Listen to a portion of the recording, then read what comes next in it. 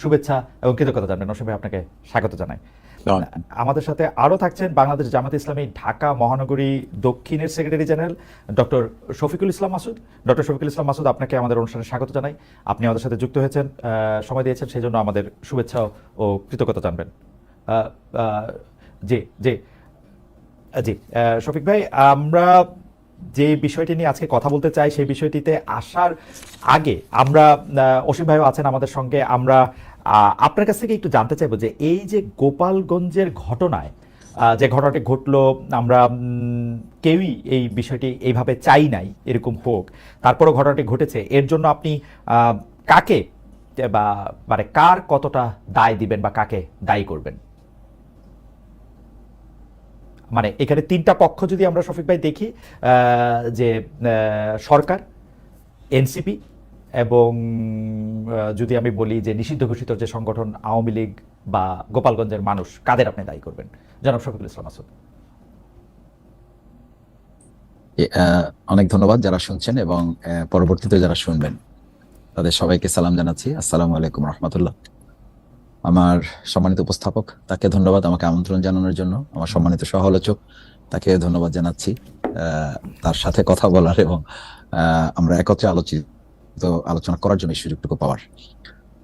গোপালগঞ্জের ঘটনাটি তো আসলে আকস্মিক বলতে হবে এবং এটা আমাদের জন্য উদ্বেগের ব্যাপার যে একটা দল যারা জুলাই আগস্টের গণঅভ্যুত্থানে নেতৃত্ব দিয়েছে এবং অগ্রণী ভূমিকা পালন করেছে, ছাত্র জনতার হয়ে তারা প্রতিনিধিত্ব করেছে, বিগত 17 বছরের দীর্ঘ আন্দোলন সংগ্রামের একটা জায়গায় এসে তারা চূড়ান্ত আন্দোলনকে ধারণ করার জন্য ভূমিকা রেখেছে, জীবন বাজি রেখেছে, তাদের অনুসারীরা শহীদ হয়েছে, আহত পঙ্গুত্ব বরণ করেছে।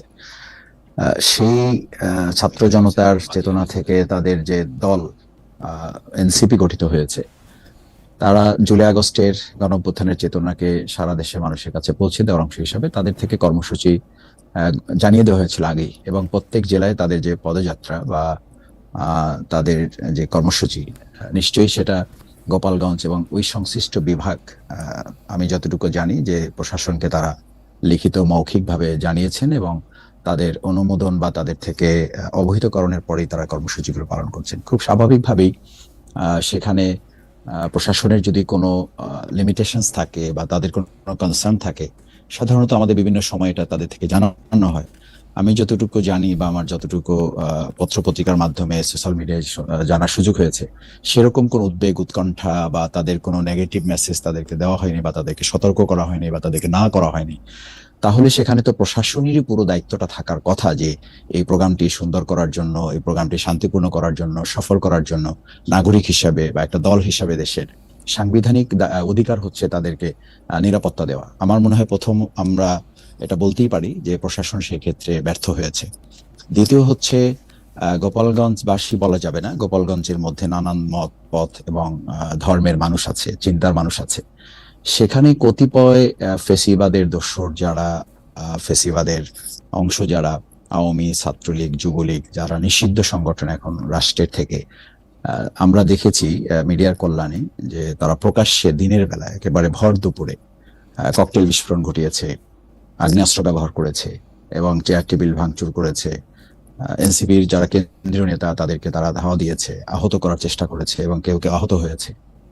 সেই জায়গায় আবার বোধ হয় যে গোপালগঞ্জবাসী বলা যাবে না, বরং সেখানকার আওয়ামী লীগের দোসর, এবং আমরা যতটুকু জেনেছি এটি সত্য বা মিথ্যা এটি এখনো প্রমাণ করা যায়নি, সেটি সরকার দেখবে। আমরাও খোঁজখবর নিচ্ছি যে বাংলাদেশের বিভিন্ন জায়গা থেকে অনেকেই সেখানে নিরাপদ মনে করে বা সেই জায়গাটিকে তাদের একটা পকেট মনে করে তারা সেখানে আশ্রয় নিয়েছে, বা সেখানে তাদের অস্ত্র বা যে সমস্ত বিষয়গুলো তাদের ছিল ওটাকে তারা একটা নিরাপদ জোন মনে করে সেখানে তাদের কেউ কেউ আশ্রয় নিয়েছেন এবং তারাও সেদিন সেখানে অংশগ্রহণ করেছেন।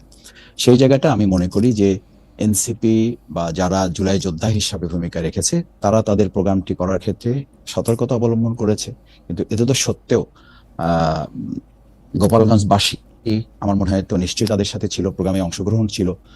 প্রশাসনের পক্ষ থেকে যে নিরাপত্তাটা নিশ্চিত করতে পারতো সেই জায়গাটা না হওয়ার কারণে একটা পর্যায়ে গিয়ে আসলে অস্ত্রের মুখে তো সাধারণ কোনো নাগরিক বা বিশেষ করে কোনো দল যারা সাংবিধানিক জায়গার মধ্যে থাকে, নিয়ম নীতির মধ্যে থাকে, তারা তো অস্ত্রের মোকাবেলা করতে পারে না, সেই জায়গাটা প্রোগ্রামটা তখন সফল হয় নাই এবং তারা বেরিয়ে আসাটা নিরাপদ হয় নাই। মাসুদ ভাই, আমি 2-3টা বিষয় একটু আপনার কাছে জানতে চাই যে আপনি প্রশ্ন ব্যর্থ হয়েছে সেটা আপনি বলছেন, তা আমাদের প্রশ্ন হচ্ছে আপনি যদি একটু দ্রুত একটু বলতেন যে প্রশ্নের এই ব্যর্থতা কি ইচ্ছাকৃত নাকি তাদের সামর্থ্যের অভাব? ইচ্ছাকৃত কেন কেউ কেউ বলতেছেন সেইটার প্রসঙ্গে আমরা পরে আসতেছি, আপনার কাছে কোনটা মনে হয় সেটা যদি আপনি একটু বলতেন, যে প্রশ্ন কি পারেই না নাকি সে মানে ইচ্ছা করে এরকম একটা ঘটনা ঘটুক এটাই তারা চাইছে? আমি এটা মনে করি না যে প্রশাসন পারবে না, কারণ প্রশাসনে তো ফুল সেট আপ আছে। ব্যাপারটা তো এরকম না যে এখানে এসপি নাই, ডিসি নাই, তাদের যে সাংবিধানিকভাবে তাদের যে অধিকার প্রয়োগ করার, সেই প্রয়োগ করার ক্ষেত্রে তাদেরকে খর্ব করা হয়েছে সেটা নাই। ব্যাপারটা তো এরকম না। সবকিছু তো তাদের আছে। যদি নাও থাকে, সেই ব্যাপারে যদি তাদের কোনো অসহায়ত্ব থাকে বা তাদের কোনো লিমিটেশনস থাকে, তাহলে তো তারা উচ্চ পর্যায়ে আলোচনা করবে, স্বরাষ্ট্রমন্ত্রীকে জানাবে অথবা রাষ্ট্রকে তারা অবহিত করবেন। সুতরাং তাদের, আমার তো মনে হয় না তাদের কোনো তাহলে আপনি সীমাবদ্ধতা মনে থাকার করতেছেন কথা। না যে তাদের সামর্থ্যের অভাব বা তাদের কোনো সীমাবদ্ধতা রয়েছে? তাহলে একটা বিষয় তারা যে তারা ইচ্ছা সামর্থ্যের করে অভাব, এরকম করছে। সামর্থ্যের অভাব নেই, তাদের আন্তরিকতার অভাব ছিল, এই এতে কোনো সন্দেহ নেই। এই আন্তরিকতার অভাব কি কারণ? মানে মাসুদ ভাই, কেন আপনাকে আমি প্রশ্ন করতেছি, কারণ আপনি শুধু একটি দলের একজন কেন্দ্রীয় নেতাই নন, আপনি একজন খুবই মানে আমি কি বলবো একটা তীক্ষ্ণ ধীসম্পন্ন মানুষ যিনি বিশ্লেষণ করে। আপনি কেন এইটা মনে করতেছেন যে সরকার আন্তরিকতার অভাব ছিল বা সরকার ইচ্ছা করে এটা করতেছে? আমরা তো দেখলাম খুব মানে এটা এটা জি একটু যদি বলতেন। আহ, এটা কিন্তু সরকার নিজেরাও বলে হ্যাঁ। যে এখনো এখনো সরকারের কোথাও কোথাও আওয়ামী লীগের দোসর আছেন। আমি উপদেষ্টা জনাব আসিফ নজরুল সাহেবের কথাই বলতে চাই। বলেছেন যে এই এই এখনকার অনেক পুলিশ, তারা তো বিগত 15 বছরে আওয়ামী লীগের না। নিয়োগকৃত পুলিশ, সুতরাং তারা তো সব কথা আমাদের শুনছে না, এরকম ব্যাপার আছে। এই উদ্বেগের কথা তো তারা জানিয়েছেন। সুতরাং আন্তরিকতার অভাব থাকবে, এটাই তো স্বাভাবিক না? কিন্তু মাসুদ ভাই একটু একটু করে বিশ্লেষণ করি। ধরেন সরকারের কোথাও কোথাও আওয়ামী দোসররা আছে, তা যদি উপদেষ্টাদের মধ্যে না থাকে, ধরেন উপদেষ্টারা না, বসরা না, ডক্টর ইউনূস না, ধরেন মাঠ পর্যায়ে, তো মাঠ পর্যায়ে যদি থাকে, যদি সেই এসপি দায়িত্বপ্রাপ্ত এসপি সেটা কন্ট্রোল করতে না পারে, যদি পুলিশ ফোর্স না পারে, তাহলে তো আমরা এটা জানবো যে এটা হায়ারার্কি বা স্বরাষ্ট্র উপদেষ্টা তো তাদের জিজ্ঞেস করবে। তো সেটা তো আমরা করতে দেখি নাই। আমরা দেখছি যে ওইখানে 4টা মানুষ মারা গেছে। আমরা দেখছি যেটারে হচ্ছে আমরা জামায়াতের আমির সাহেবের ফেসবুকের একটি পোস্টও দেখছি, সেইটার মধ্যেও তিনি প্রায় একই রকম কথা বলছেন। যে আমি যদি তাকে কোট করি, যে এখন যে অবস্থায় সে দাঁড়িয়েছে, কার্যত মাঠে আইন শৃঙ্খলা রক্ষাকারী বাহিনীর কোনো উপস্থিতি লক্ষ্য করা যাচ্ছে না। অতি দ্রুত সরকারকে অবশ্যই প্রয়োজনীয় সকল পদক্ষেপ গ্রহণ করতে হবে, অন্যথায় ইতিহাসের পূর্ণ দায় সরকারের উপরেই বর্তাবে। আমি তো মানে এর অন্যথায় হওয়ার সুযোগ দেখতেছি না যে সরকারের উপর, মানে আপনি খুবই ভদ্রভাবে বললেন, কিন্তু তারপরও দায়টা কিন্তু আলটিমেটলি গিয়ে সরকারের উপরেই বর্তায়। এবং এটা যদি সামর্থ্যের অভাব না হয়, যদি আন্তরিকতার অভাব হয়, সেটা কেন মানে মানে দোষর বইলে আমরা আর কতদিন পার পাবো? কারণ দোষর হইলে তো যিনি পুলিশ ওখানে কাজ করতেছেন তিনি থাকবেন। আমার তো মনে হয় যদি দোষর হয়, যে দোষের উপরে দায় চাপাতে চান উপদেষ্টারা, সেই দোষর আছেন হচ্ছে উপদেষ্টা বোর্ডে, সেই দোষর হচ্ছেন প্রধান উপদেষ্টা ডক্টর মোহাম্মদ ইউনূস। আপনি যথার্থই বলেছেন। দুটো বিষয় বলি। একটা হচ্ছে উপদেষ্টাদের মধ্যে যারা আছেন তারা কি চিন্তা লালন করেন না, এই প্রসঙ্গগুলো কিন্তু আমরা বিভিন্ন সময় বলার চেষ্টা করছি। এবং আজকে আমাদের যে বিক্ষোভ মিছিল ছিল, কেন্দ্র ঘোষিত কর্মসূচি, সেই কর্মসূচির অংশ হিসাবে ঢাকা মহানগরী উত্তর এবং দক্ষিণের যৌথ কর্মসূচি ছিল বাইতুল মোকাররমের উত্তর গেটে বিকেল 5টায়। সেখানে ডাক্তার সৈয়দ আব্দুল্লাহ মোহাম্মদ তাহের, সাবেক এমপি, উনি প্রধান অতিথি ছিলেন, সেক্রেটারি জেনারেল সহ অন্যান্য বিশেষ অতিথি কেন্দ্রীয় নেতৃবৃন্দ ছিলেন। সেখান থেকে আমরা পরিষ্কার যারা গোপালগঞ্জে দায়িত্ব পালনে ছিলেন তাদের ব্যাপারে আমরা প্রত্যাহার করার জন্য বলেছি। এমনকি স্বরাষ্ট্র উপদেষ্টার ব্যাপারেও ডাক্তার সৈয়দ আব্দুল্লাহ মোহাম্মদ তাহের দাবি জানিয়েছেন স্বরাষ্ট্র উপদেষ্টাকে প্রত্যাহার করার জন্য। তার মানে আমরা আসলে কোনো অংশটাকে বাদ রেখে এটাকে কোনো যাচাই বাছাই বা কোনো রাগঢাক রেখে আমরা কথা বলিনি। আমরা কথা বলেছি যেটা জানমালের নিরাপত্তার প্রশ্নে সরকারের দায়িত্ব, সেখানে আমাদের যদি কোনো কনসার্ন থাকতো সেটা সরকার বা প্রশাসন তো আগেই আমাদেরকে জানানোর কথা। যেহেতু তারা এটা জানাননি, সুতরাং সেখানে জানমালের যে কোনো ক্ষয়ক্ষতির দায় দায়িত্ব সরকার এবং প্রশাসনকে বহন করতে হয় এবং বহন করার কথাই আমরা স্পষ্ট করে আমিরে জামাতও বলেছেন। আজকেও আমাদের বিক্ষোভ সমাবেশ ছিল, সেখানে এটা আমরা স্পষ্ট করে আমাদের দাবির কথা বা আমাদের আহ্বান আমরা সরকারের কাছে রেখেছি, জনগণের সামনে উপস্থাপন করেছি।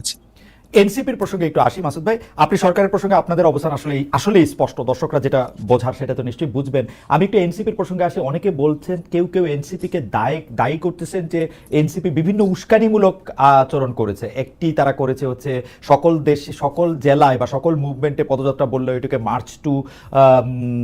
মার্চ টু গোপালগঞ্জ বলেছে। তাদের সমর্থিত কেউ গোপালগঞ্জে বিভিন্ন রকম নাশকতা কাজকর্মের কথা বলেছে। কেউ এটিও বলে থাকেন যে তাদের বক্তব্যের বেশিরভাগ জুড়েই আক্রমণাত্মক এবং অন্যান্য বিষয়ে স্লোগান তোলা হয়েছে। আপনি এটা থেকে কি মনে করেন যে মানে এনসিপি যা করেছে রাজনৈতিক কর্মসূচি হিসেবে, তার মধ্যে আপনি কোনো প্রবলেম দেখেন কিনা?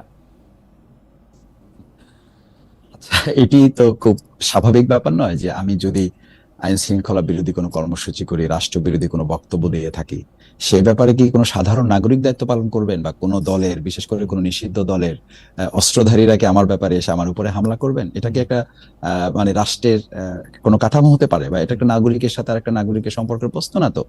যদি এনসিপি কোনো আইনের লঙ্ঘন করে, সাংবিধানিক কোনো ব্যত্যয় তারা করে, বক্তব্য তাদের মধ্যে কোনো শৃঙ্খলতা থাকে, কর্মসূচি যদি সরকারের সাথে সাংঘর্ষিক হয়, সরকার যদি সেটাকে থ্রেট মনে করে, জনগণের জন্য মনে করে, রাষ্ট্রের জন্য মনে করে, সেটা তো সরকার পদক্ষেপ নেবে। সেটা কি কোনো সাধারণ নাগরিক বা কোনো একটা দল, বিশেষ করে নিষিদ্ধ কোনো দলকে অস্ত্র নিয়ে তাদেরকে হামলা করতে পারবে? এটা কি যথার্থ? না, একদমই যথার্থ না। কিন্তু মাসুদ ভাই, অসীম ভাই এতক্ষণ আমরা অসীম ভাইকে হারিয়ে ফেলেছিলাম কোনো এক অসীমে, কিন্তু আমরা আবার তাকে পেয়েছি, সেজন্য আমরা ব্যারিস্টার অসীমকে শুনতে চাই। তো অসীম ভাইকে আমাদেরকে শুনতে পাচ্ছে না। আমার একটা ছোট্ট অসীম ভাইকে আবার আমরা লুজ করছি, মানে অসীম ভাইকে আমাদেরকে শুনতে পাচ্ছেন এখন? এখন শুনতে পাচ্ছি, এই মুহূর্তে শুনতে পাচ্ছি। না, অসীমকে রেখে আমি একটা কথা বলতে চাই যে মাসুদ ভাই, আপনি কি মনে করেন যে এনসিপির এই কার্যক্রম বা এই রাজনৈতিক কার্যক্রম, সেটি সঠিক ছিল? মানে গোপালগঞ্জে যে তাদের রাজনৈতিক কার্যক্রম, সেটি সঠিক ছিল বলে মনে করেন কিনা?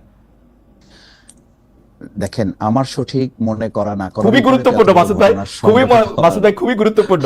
কেন আমি এটা বলতেছি, মানে অসীম ভাই বলাটা গুরুত্বপূর্ণ, সেইটা হচ্ছে দলের সিদ্ধান্ত নেওয়ার জায়গা থেকে না। কিন্তু আপনাকে এবং ব্যারিস্টার অসীম ভাইকে আমি অনেকদিন ধরে চিনি, যে আপনাদের মতামত আমার কাছে এবং আমাদের দর্শকদের কাছে খুবই গুরুত্বপূর্ণ। সেই জন্য আজকে আমরা অনুষ্ঠানের সময়সূচি একটু পরিবর্তন করে হলেও আপনাদের কাছ থেকে একটু মন্তব্য শুনতে চাচ্ছি। আপনি কি মনে করেন যে এনসিপির এই রাজনৈতিক কার্যক্রমটা সঠিক ছিল কিনা? মানে মার্চ টু গোপালগঞ্জ, তাদের ওখানে যাওয়া, আওয়ামী লীগ কি করছে সেটা নিয়ে আমি আসলে প্রশ্ন তুলতে চাই না এই মুহূর্তে আর কি। এই সঠিক কিংবা ব্যাঠিক এটা নির্ধারণ করার দায়িত্ব তো আমি একজন দলের কর্মী হিসাবে বা একজন সাধারণ নাগরিক হিসেবে আমার হওয়ার কথা না। এটা দুটো জায়গা, একটা হচ্ছে প্রশাসন আর একটা হচ্ছে সাধারণ মানুষ, যাদের কাছে তারা তাদের কর্মসূচি প্লেস করছেন, তারা ঠিক করবেন যে তারা ঠিক করছেন না ব্যাঠিক করছেন। দুটো জায়গা, একটা প্রশাসন আর একটা হচ্ছে সাধারণ জনগণ। মাসুদ ভাই, আমি একটু অসীমের কাছে যাই, অসীমের কাছ থেকে গিয়ে আবার আমি ফিরে আসবো। আমি প্রশ্নটা একটু আপনার কাছে রিস্ট্রাকচার করি।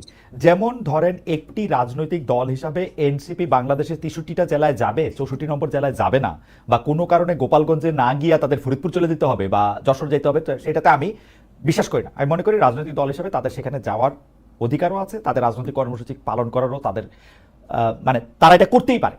আমি শুধু জানতে চাই, জনাব শফিকুল ইসলাম মাসুদ ব্যাপারটাকে ঠিক মনে করেন কিনা? তারা যেভাবে রাজনৈতিক কর্মসূচিটা নিয়েছে, নামটা যেভাবে নিয়েছে, সেই পুরো প্রক্রিয়াটাকে সমর্থন করেন কিনা? কেন আমি প্রশ্ন করতেছি সেটার একটা কারণ আছে। আমি একটু ব্যারিস্টার নাসিরউদ্দিন অসীমের কাছে একটু ঘুরে আসি। যে ব্যারিস্টার অসীম, আমরা দুটা বিষয় একটু প্রথমে প্রশ্ন করছিলাম, আমরা অনেকক্ষণ পরে আপনাকে পেলাম, নাহলে আরো অনেকক্ষণ আগেই আসতাম আপনার কাছে। আপনি আমাদের দর্শকরাও অপেক্ষা করতেছেন আপনার মন্তব্যের জন্য। আমরা মাসুদ ভাইয়ের কাছে স্পেসিফিক কয়েকটা প্রশ্ন রেখেছিলাম, যে গোপালগঞ্জে যে ঘটনা ঘটলো সেটাতে প্রশাসনের ব্যর্থতা দেখেন কিনা, প্রশাসনের দায় দেখেন কিনা, এনসিপির এই রাজনৈতিক কার্যক্রমকে সঠিক বলে মনে করেন কিনা, যে রাজনৈতিক কার্যক্রমটা গোপালগঞ্জ অভিমুখে ছিল, এবং সর্বশেষে আপনি এটা মনে করেন কিনা যে যদি সরকারের যদি কোনো দায় বা দায়িত্ব থাকে, তাহলে সেইটা কি যোগ্যতার অভাবে বা সামর্থ্যের অভাবে, নাকি তাদের ইচ্ছাকৃত? ব্যারিস্টার নাসিরউদ্দিন অসীম, আপনি যদি একটু বলতেন। আমি খালেদ মহিউদ্দিন, আপনাকে ধন্যবাদ আমাকে আমন্ত্রণ জানানোর জন্য। আমার সঙ্গে ডক্টর শফিকুল ইসলাম মাসুদ, উনি ওনার যদি স্মরণ থাকে নিঃসন্দেহে, যে আমরা 8-10 জন মিলে 2023 সাল 24 সাল, তার আগেও মাঝে মাঝে কিন্তু আমরা আন্দোলন নিয়ে প্রতি সপ্তাহে দুবার অন্তত আপনার স্কাইপিতে আমরা একসঙ্গে কিন্তু সংযুক্ত হতাম, ফ্যাসিস্ট বিরোধী আন্দোলনের কর্মপন্থা নিয়ে বা অগ্রগতি নিয়ে। তো আমি সেদিক থেকে বলবো যে আমি ভাগ্যবান যে আজকে ঠিকানার খালেদ মহিউদ্দিন সাহেবের ঠিকানাটা আমি পেয়েছি বহু বছর পরে।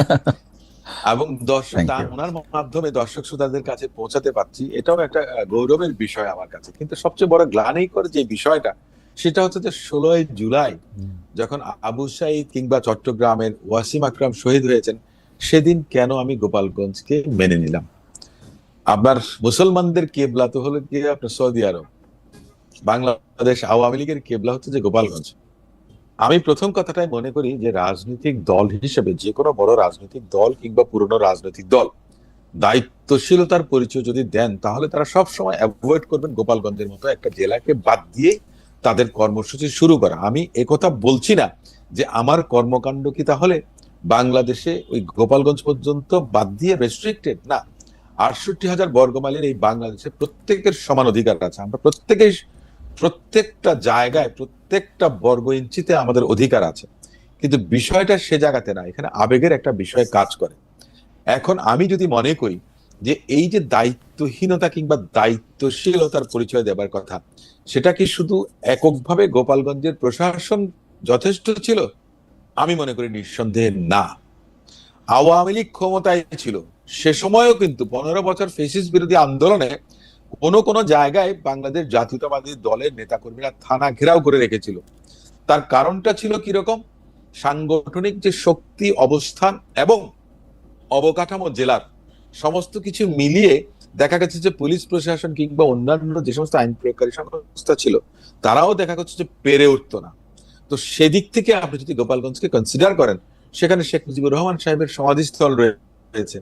সঙ্গত কারণে কেউ যদি বলে যে গোপালগঞ্জ অভিযানে যাচ্ছি বা আপনার গোপালগঞ্জ দখল করতে যাচ্ছে, মানে বডি ল্যাঙ্গুয়েজ, যেটা perception we receive from the wording, সেটা কিন্তু একটু এক ধরনের আপনার এটাকে কি বলে, অস্থিতিশীল অবস্থা বা আপনার যেটাই আমরা রাজনৈতিক পরিভাষায় যেটাই বলেন না, কিন্তু উত্তপ্তকর একটা পরিবেশ পরিস্থিতি তৈরি করে। ব্যারিস্টার অসীম, অসীম ভাই, আমি আসলে মাসুদ ভাইকে, আপনি যেহেতু একটু ব্যক্তিগত জায়গা থেকে শুরু করলেন, আমি একটু এটা আমারও একটু বলা উচিত। মাসুদ ভাই, অসীম ভাই ইউনিভার্সিটিতে আমাদের নেতা ছিলেন, মানে আমি ছাত্রদল জীবনে করি না, এটা তো আবার ভুল বোঝার থাকে, কিন্তু অসীম ভাই যেহেতু ছাত্র নেতাই ছিলেন, অসীম ভাই আপনি আমার লিডার, এটাতে আবার ভুল বোঝাবুঝি তৈরি হতে পারে। আমি ছাত্রদল জীবনে করি না, কিন্তু ঘটনা হইতেছে অসীম ভাই, লিডার হিসেবে আপনাকে একটা প্রশ্ন করি, আপনি কি মনে করতেছেন যে এনসিপি আসলে এই প্রোগ্রামটা 16 জুলাই না করলে ঠিক হইতো, নাকি কখনোই না করলে ঠিক হইতো? মানে এনসিপির এটা করাই উচিত হয় না?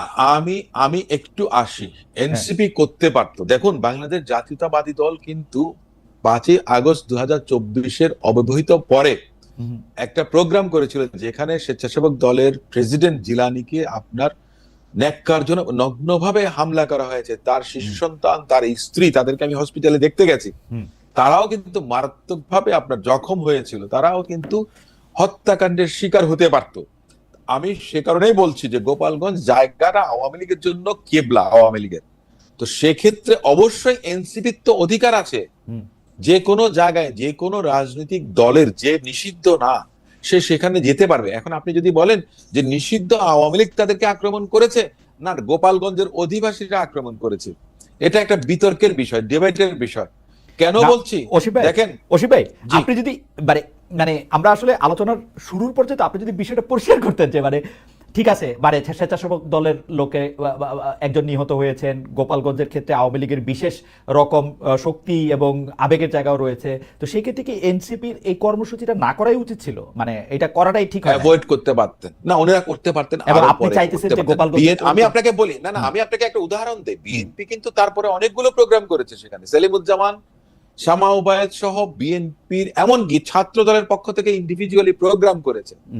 এটা আপনার পর্যায়ক্রমে সম্ভব। একটা কথা বলি যে এনসিপি করেছেন যারা অপেক্ষাকৃত তরুণ ভাই বোনরা, আমি তাদেরকে সাধুবাদ জানাই, তারা যে আন্দোলনে নেতৃত্ব দিয়েছেন। আমি সবসময় চেয়েছিলাম যে অঙ্কুরেই যেন কেউ ঝরে না পড়ুক, কিন্তু ওনাদের কর্মকাণ্ডটা দেখে মনে হয়েছে যে ওনাদের প্রত্যাশার থেকে প্রাপ্তিটা এত বেশি হয়ে গেছে যে ওনাদের অবস্থাটা অনেক সময় যে গায়ে মানে না আপনি মোড়ল, এমন ধরনের একটা না না, কিন্তু অসীম ভাই, আপনারা তো মোড়ল, ওরা তো গায়ে মারে না, আপনি মোরল, আপনারা তো না, মোরল। না, কিন্তু আমরা কিন্তু মোড়ল না, কিন্তু কিন্তু আমি জিনিসটা সরকার বলতেছি, মোড়ল। কিন্তু জিনিসটা আমি বলতেছি যে ওরা যখন আক্রান্ত হইলো বা এই জিনিসটা নিয়ে ওরা যে আক্রান্ত হয়েছে, এটা যে বিএনপি স্বীকার করছে, মানে আমি তর্কের জায়গাটা না, বিএনপির নিন্দা বলছে, বিবৃতি দিছে, যথাসময়ে পাশে থাকার কথা বলছে, এটা সবকিছু ঠিক আছে। কিন্তু কিন্তু গোপালগঞ্জে যখন তারা আক্রান্ত হয়, আপনাদের ওইখানে কিন্তু একটা সিস্টেমেটিক একটা ফোর্স আছে, সিস্টেমেটিক একজন সমর্থক বাহিনী আছে, তারা কেউ গিয়া কিন্তু এনসিপির পাশে এসে দাঁড়ায় নাই। এইটা কেন?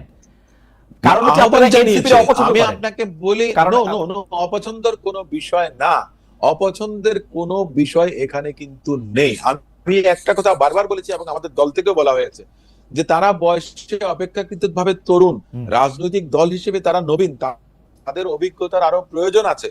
সে জায়গাতে তাদের অ্যাওয়ারনেসটা জাগানোর জন্য বাংলাদেশ জাতীয়তাবাদী দলের একজন কর্মী হিসেবে আমি বারবার বলেছি, এমনকি আমাদের দলের কোনো সিনিয়র নেতা যদি তাদেরকে কটাক্ষ করে কোনো কটু মন্তব্য করে থাকেন, সেখানে আমি বলেছি যে আমাদের সংযমের পরিচয় দেওয়া উচিত, তাদেরকে উৎসাহ জাগানো উচিত। তাদের সঙ্গে আমাদের ডিফারেন্সটা কোথায়? বাংলাদেশ জামাত ইসলামের সঙ্গে আমাদের ডিফারেন্সটা কোথায়? আসেন না সবাই একসঙ্গে তো আন্দোলন করেছি দীর্ঘ 16-17 বছর, তাহলে আপনার 16-17 মাসের জন্য এক জায়গায় বসে ফেসিস্টকে মোকাবেলা করার জন্য, কিংবা ফেসিস্ট যেন সুযোগ না পায় সমৃদ্ধ একটা বাংলাদেশ আইনের কারণ হচ্ছে শাসন। কি জানেন অসীম ভাই, কারণ হচ্ছে আপনারা যেহেতু বুঝে ফেলছেন যে আপনারা ক্ষমতায় যাবেন, সেই জন্য আপনারা কাউকে আর এখন ঠিক সমান মর্যাদা দিতে চান না। আপনারা তাদেরকে কারো সহযোগী, কারো সহকারী, না খালেদ ভাই, না তাই বিএনপি ভুল।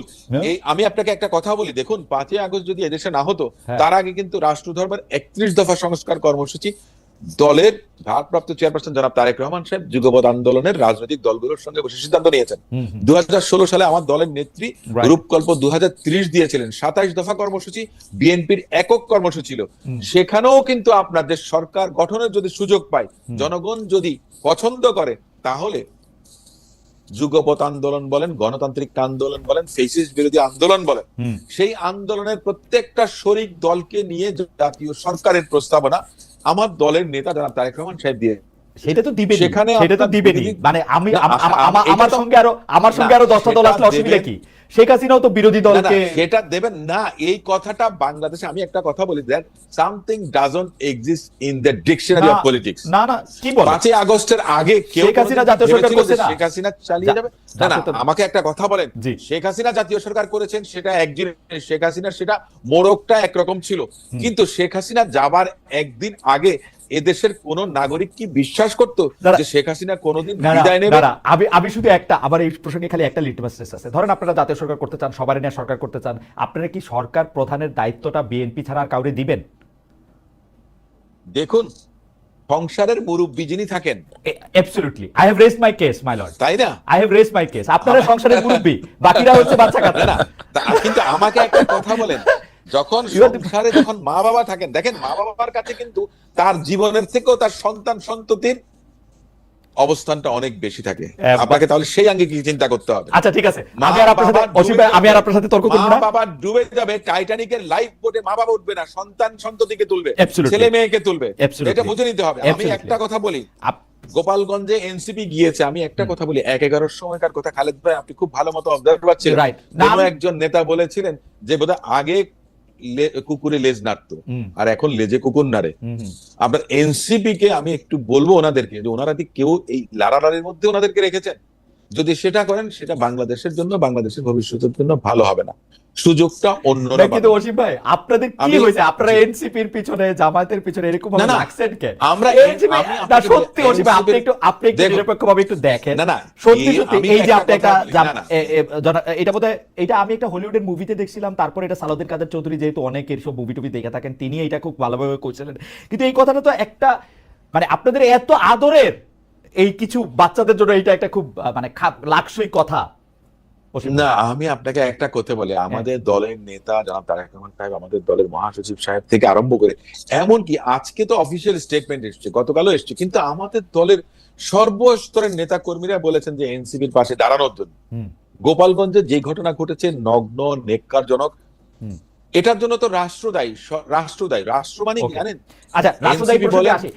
অসীম ভাই, আপনি শুধু একজন জুরিস্ট হিসেবে আমাকে এটা বলেন তো, রাষ্ট্র যে এটা দায়ী, আমি মাসুদ ভাইকে ওই প্রশ্ন করছিলাম যে এইটা কি রাষ্ট্রের সামর্থ্যের অভাব নাকি রাষ্ট্র এটা ইচ্ছা করে করে নাই? মানে মাসুদ ভাই আমাদেরকে, আপনি তখন আমি একটা কথা বলেছিলাম যে রাষ্ট্রের সামর্থ্যের অভাব না, রাষ্ট্রের সামর্থ্য নো, রাষ্ট্রের সামর্থ্যের অভাব না। আমি যে কথাটা বলেছিলাম আপনাকে একটু আগে, যে লেজে নাড়ে কিনা, লেজে নারে কিনা, সে লেজ কারা রাষ্ট্র ভাই, একটু জেনে খুলে শুনে- বলেন না ভাই, বুঝি না তো লেজ কারা, আমি মানুষ আমি কারা? তো বলছি যে এর মধ্যে তো তার মধ্যে রাষ্ট্রেরও আপনার থাকতে পারে, অন্য কেউ আপনার করে থাকতে পারে, এক্সটার্নাল অ্যাফেয়ার্স এখানে ইনভলভ থাকতে পারে, ইন্টারনাল ডিস্টারবেন্স যারা চায় নির্বাচন প্রলম্বিত হোক কিংবা দীর্ঘায়িত হোক কিংবা নির্বাচন না হোক, মোদ্দা কথা বিএনপি ক্ষমতা না আসুক।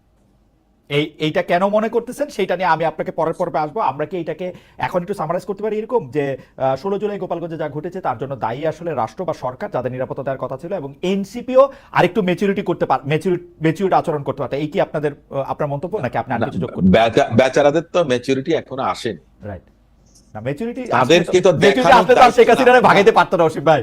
না না না না না না, আপনি দেখেন সব সময় সবকিছু ম্যাচুরিটি দিয়ে হয় না। Right. আবেগ বলে একটা কথা আছে, রাইট, আবেগের জায়গাটা আপনাকে দেখতে হবে। আপনি যদি সব জায়গায় মনে করেন যে ম্যাচিওর না, আপনি বুদ্ধি দিয়ে বিদ্যা দিয়ে সবকিছু করতে পারেন না। দুফোঁটা চোখের জল দিয়ে অনেক কিছু করতে পারেন। ম্যাচুরিটি এবং আবেগ দুটো ভিন্ন জিনিস, কিন্তু কখন কোনটা কাজে লাগে সেটা আপনাকে বিচারের মধ্যে আনতে হবে। আচ্ছা অসীম আপনি যদি শেখ হাসিনার বিদায় এবং পতন, রাইট জি রাইট, আপনি লাইটটা শেষ করেন, সরি আমি আপনাকে শুনতে পাচ্ছি। বলছে যে শেখ হাসিনার পতন এবং পতন পরবর্তী রাজনীতি এক জায়গায় যদি দেখেন, তাহলে আমার মনে হয় না যে সেটা সঠিক হবে। আমি ভুল করতে পারি, কিন্তু আমাকে দেখিয়ে দেবার দায়িত্ব আপনার, ওকে, আমাকে দেখিয়ে দেবার দায়িত্ব আপনি তো অন্যান্য যারা সিনিয়র আছেন তারা। রাইট, এনসিপি ভুল করছেন বা এনসিপি ভুল করতে পারেন বা একটা পরিবেশ পরিস্থিতি তৈরি হতে পারে, ডিটারিয়েট করতে পারে, না। সেটা দায়িত্ব ছিল সরকারের গোয়েন্দা সংস্থা, জি তাদেরকে সেটা ফাইন্ড আউট করা উচিত ছিল, অসীম ভাই- সরকারকে অ্যাডভাইস করা উচিত ছিল। অসীম ভাই, আপনার বক্তব্য পরিষ্কার। সেভাবে- আপনি একটা মুরব্বীর জি।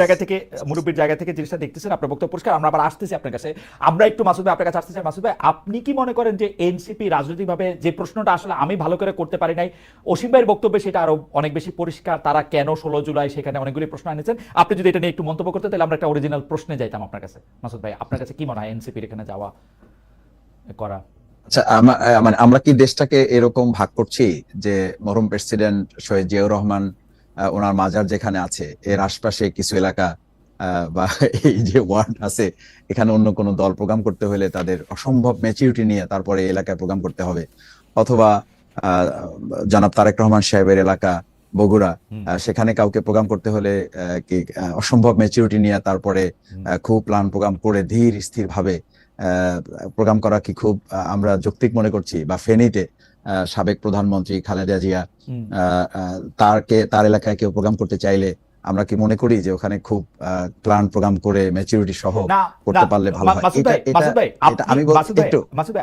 আমি একটু বলি যে আপনি যেটা প্রশ্নটা তুলছেন সেই প্রশ্নটা তো আমারও, কিন্তু কেউ কেউ আমাদের এটা বলেন, গোপালগঞ্জকে আমরা বারবার বলছি, গোপালগঞ্জ তো দেশের বিচ্ছিন্ন কোনো জায়গা না, কেউ কেউ বলতেছে ভারতীয় যে আধিপত্যবাদ না কারো কোনো জায়গা না। স্পেশাল এলাকা বলে এলাকা থাকে, যেমন পার্বত্য চট্টগ্রাম, এই জায়গাটা এবং আদিবাসী, তাদের একটা টেনশন রয়েছে। ফেনীতে গিয়ে আসলে না, আপনি বেগম জিয়ারে নিয়ে কিছু বললে, বগুড়ায় তারেক রহমানকে কিছু সেটা হচ্ছে জিওগ্রাফিক্যাল একটা ব্যাপার। এটা তো জিওগ্রাফিক্যাল কোনো ব্যাপার না, এটা পলিটিক্যালও কোনো ব্যাপার না।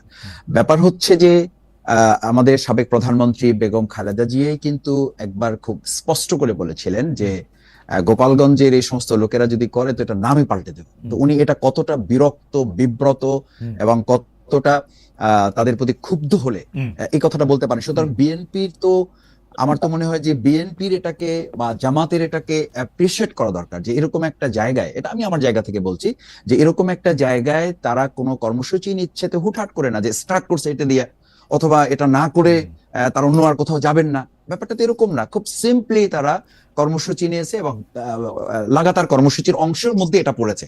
আমার পটুয়াখালীতে গিয়েছে, আমি শুনেছি তারা বরগুনাতে গিয়েছে, তার ধারাবাহিকতার মধ্যে এটা পড়েছে।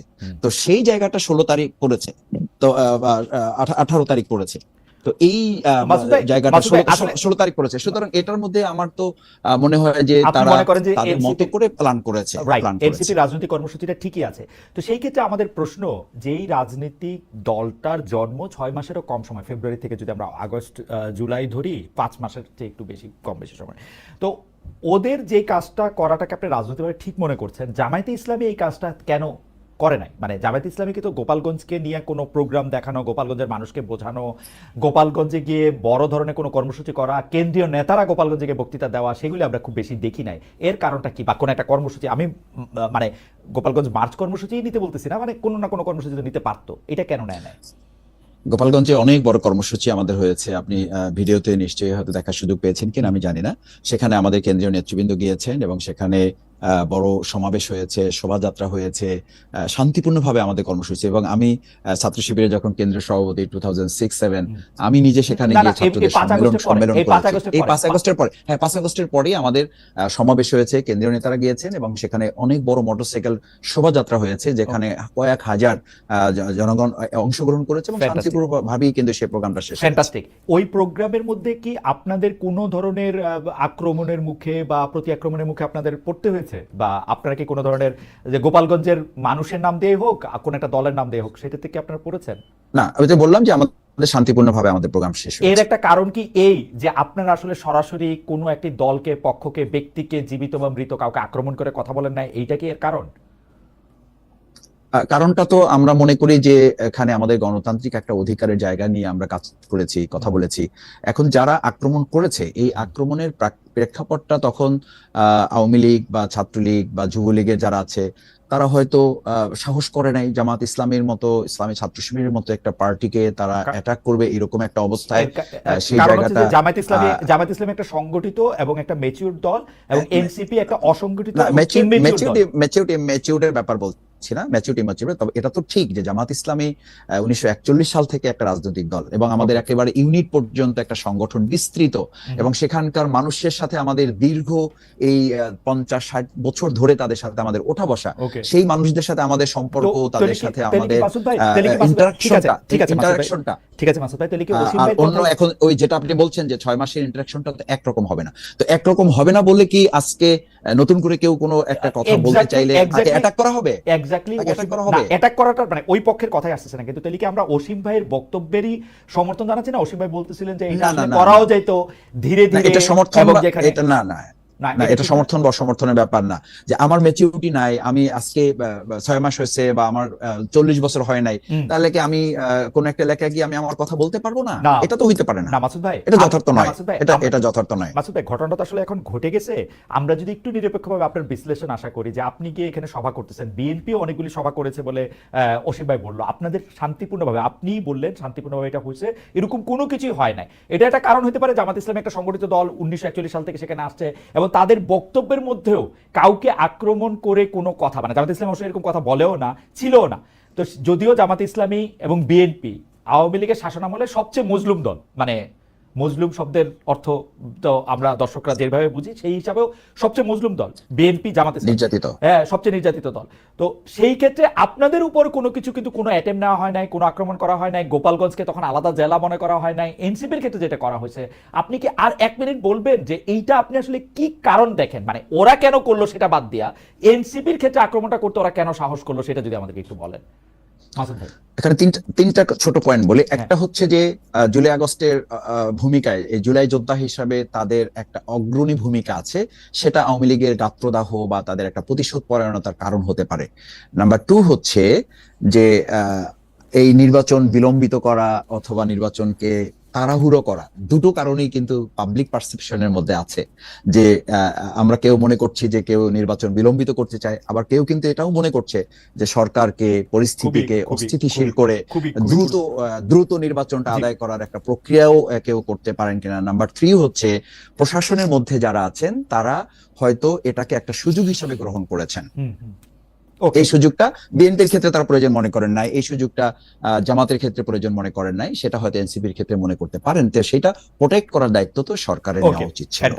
আমরা অসীম ভাই আপনার কাছে আসি, তবে আপনার কাছে আসার আগে আমরা দর্শকদের একটা প্রশ্ন করেছিলাম, আপনাদের যদি একটু সময় থাকে অসীম ভাই, যেহেতু আমরা বিভিন্ন রকম কারিগরি ত্রুটির মধ্যে এবং ঝামেলার মধ্যে ছিলাম, এবং মাসুদ ভাইয়ের কানেকশনটা পাইতেও আমাদের একটু দেরি হয়েছিল, আপনার যদি অনুমতি দেন আমরা আজকে একটু সময় 10-15 মিনিট একটু বাড়িয়ে নিতে চাই, 1 ঘন্টা সময় থেকে, আপনারা যদি অনুমতি দেন, কারণ কিছু কথা আপনাদের কাছ থেকে শোনা আমাদের দর্শকদের জন্য খুব জরুরি। অনেক দর্শক আমাদেরকে এই মুহূর্তে দেখছেন। আমরা দর্শকদের কাছে জানতে চাইছিলাম নৌকা মার্কা কেন শিডিউলভুক্ত করার উদ্যোগ নেওয়া হয়েছে। নির্বাচন কমিশনের প্রতি প্রশ্ন রেখেছেন স্থানীয় সরকার উপদেষ্টা আসিফ মাহমুদ সজীব ভুঁইয়া। প্রিয় দর্শক, এই অবস্থান সঠিক বলে মনে করেন কিনা? শতকরা 73% দর্শক মনে করছেন এটি সঠিক, শতকরা 27% দর্শক মনে করছেন এটি সঠিক নয়। জনাব নাসিরউদ্দিন অসীম, আমরা আপনার কাছে জানতে চাইব একটি মন্তব্যের জায়গা থেকে, এটা আসলে মাসুদ ভাইয়ের কাছ থেকে একটু জানতে চাইবো, আপনি পূর্বাপর বিশ্লেষণ করে একটু আমাদেরকে বলবেন যে নিউ এজ পত্রিকার সম্পাদক জনাব নুরুল কবির বলেছেন গোপালগঞ্জে এনসিপি নেতাদের উপর যখন ভয়াবহ আক্রমণ হলো, পরে সব রাজনৈতিক দলকে তাদের পক্ষে বিবৃতি দিতে দেখেছি, কিন্তু ঘটনাস্থলে এনসিপিকে রক্ষা করার জন্য বা তাদের প্রতি সমর্থন হিসেবে অন্য কোনো সংগঠন এগিয়ে আসেনি। আপনি এই মন্তব্যের জন্য কতটা মানে তার মন্তব্য আপনি কতটা সঠিক মনে করেন যে এনসিপিকে আসলে মানে একটা বিপদে পড়তে দেখছি, ভদ্রতা করে একটা দিলাম, কিন্তু আমরা কেউ ওই কাজটা করতে চাই নাই, এইটা আপনি কতটা সঠিক মনে করেন?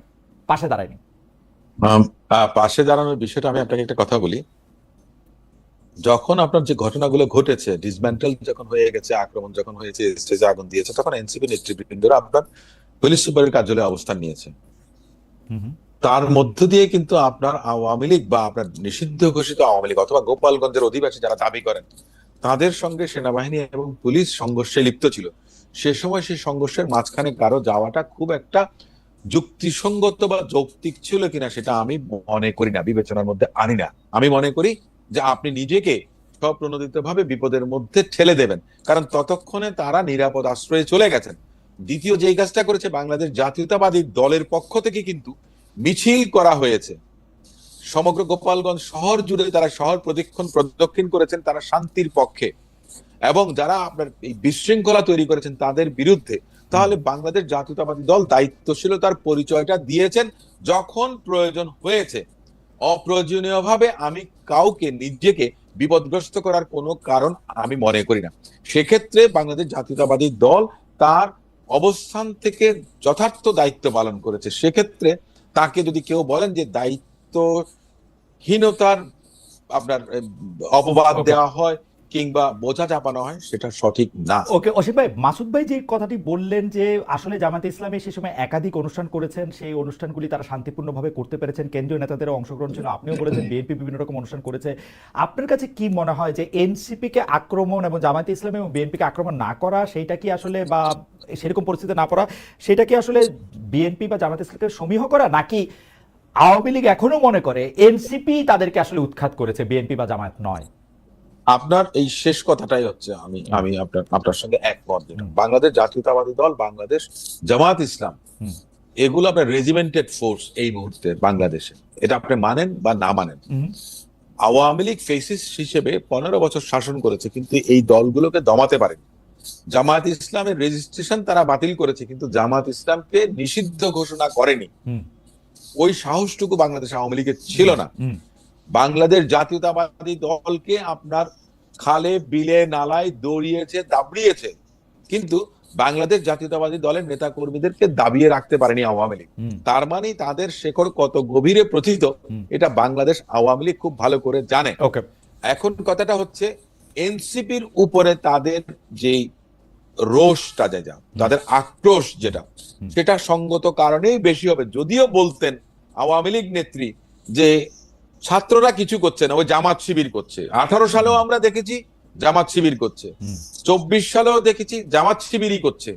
কিন্তু মূল বিষয়টা যে দেশটায় যে কাঠিটা জ্বালানোর দরকার ছিল খড়ের গাদায়, সেটা এনসিপি, বা তখন তো এনসিপি ছিল না, বৈষম্য বিরোধী ছাত্র আন্দোলনের পুরোধা যারা ছিলেন তারা সেটা করেছেন। তাদের সঙ্গে একাত্মতা ঘোষণা করেছে বড় বড় রাজনৈতিক দল, যারা অংশীদার বিএনপি, জামাত, সবাই। সো তাদের অন্তরের মধ্যে দাগটা, ক্ষতটা ওই একটা জায়গাতেই, যার কারণে তাদের উপরে তাদের সবচেয়ে বেশি আক্রোশ, বিষোদগার, সমস্ত কিছু। দ্বিতীয়ত আমি যে কথাটা বলেছিলাম যে তারা অপেক্ষাকৃত একটা দুর্বল অবস্থানে আছে, এবং এই দুর্বলতাটা তারা নিজেদের সৃষ্ট। কিন্তু আমার যে আশা ছিল যে তারা মনে করেন যে নতুন ধারার একটা রাজনীতি, একটা নতুন রাজনৈতিক সংস্কৃতির জন্ম দেবেন, এগিয়ে যাবেন, কিন্তু রাজনৈতিকভাবে ক্ষমতার অংশীদার হয়ে, এবং পরবর্তীতে বিভিন্ন কর্মকাণ্ড, আমি খারাপ ভাবে বলছি না, এটা হয়তোবা তারা অসাবধানতা বশত অথবা না বুঝে করেছেন, যে বিভিন্ন ধরনের কর্মকাণ্ডে দেখা গেছে এনসিপি থেকে অনেকে পদত্যাগ করছেন। এনসিপির উপরে সাধারণ ছাত্রছাত্রীদের আশা ভরসা নেই। আপনার তো ভালো লাগা উচিত, কারণ এনসিপি তো বিএনপিকেই ফলো করতেছে, তাই না? বিএনপির মতো একটা দল হতেছে, নতুন দল হতেছে না, নতুন বন্দোবস্ত দল হতেছে। দেখুন, আমি আপনাকে একটা কথা বলি, আমি প্রতিযোগিতা যখন করি, দৌড়াই যখন, তখন আমি সামনের দিকে তাকাই। আমি পেছনে আমার কে আছে আমি তাকে দেখি না, কিংবা যে আমার সামনে আছে তাকে আমি ল্যাং মারি। আচ্ছা অসীম ভাই, আমি আমার পেস নিয়ে এগিয়ে যাওয়ার চেষ্টা আপনার করব। বক্তব্য পরিষ্কার। আমি মাসুদ ভাইকে একটা মন্তব্য পড়ে শোনাই, কিন্তু আপনার কাছে আরেকটা প্রশ্ন রয়েছে। এই মন্তব্যটার প্রেক্ষিতে মাসুদ ভাই একটু আপনি যদি আমাদের জবাব দেন তাহলে আমাদের একটু ভালো হবে, কিন্তু আমরা অসীম ভাইকে আরেকটা প্রশ্ন করে আসবো আপনার প্রসঙ্গের প্রশ্নটাই। যে মাসুদ ভাই, জুনাইদ আলী নামে একজন দর্শক আপনার কাছে প্রশ্ন করেছেন, স্পেসিফিক আপনার কাছে প্রশ্ন করেছেন বলে আমি এটা আপনাকে বলছি, যে চকবাজারে হত্যা নিয়ে আপনি প্রতিবাদ করলেন, দাঁড়িপাল্লার পক্ষে ভোট চাইলেন, কিন্তু কক্সবাজারের হত্যায় চাইলেন না কেন বা রাজনীতি করলেন না কেন? আমি আসছি আপনার কাছে মাসুদ ভাই, আমি শুধু এটি বলে রাখলাম। অসীম ভাই, মাসুদ ভাই একটি কথা বলতে চাইলেন বা বললেন আসলে সরাসরি, যে এই পুরো প্রক্রিয়াটি নির্বাচনকে বিলম্বিত করতে, প্রলম্বিত করতে বা এগিয়ে আনতেও এটা ব্যবহার করা হইতে পারে, কেউ কেউ এটা চাইতে পারে। আপনিও কি সেটা মনে করেন কিনা, যে নির্বাচনকে প্রভাবান্বিত করার কোনো চেষ্টা গোপালগঞ্জের ঘটনার অন্তর্নিহিত কারণ হিসেবে থাকতে পারে? এটা নিয়ে যদি আপনি একটু মন্তব্য করতেন। আমি টোটাল ডিস্টাবিলাইজ যত বেশি হবে তত বেশি নির্বাচন প্রলম্বিত হবে, বিলম্বিত হবে। তার কারণ হচ্ছে বাংলাদেশ জামায়াতে ইসলামের আমির শ্রদ্ধেয় ডক্টর শফিকুর রহমান সাহেব, তিনি বলেছেন যে এই ধরনের অবস্থায় কিভাবে নির্বাচন সম্ভব। ঠিক একই সুরে এনসিপির নেতৃবৃন্দরা গতকালকে বলেছেন যে নিরাপত্তা দিতে পারেন না, তাহলে মনে করেন যে নির্বাচন যখন হবেন তখন দেশের জনগণের নিরাপত্তা কিভাবে দিবেন। তার মানেটা হচ্ছে যে পরিবেশটা স্থিতিশীল না একটা নির্বাচন অনুষ্ঠানের জন্য।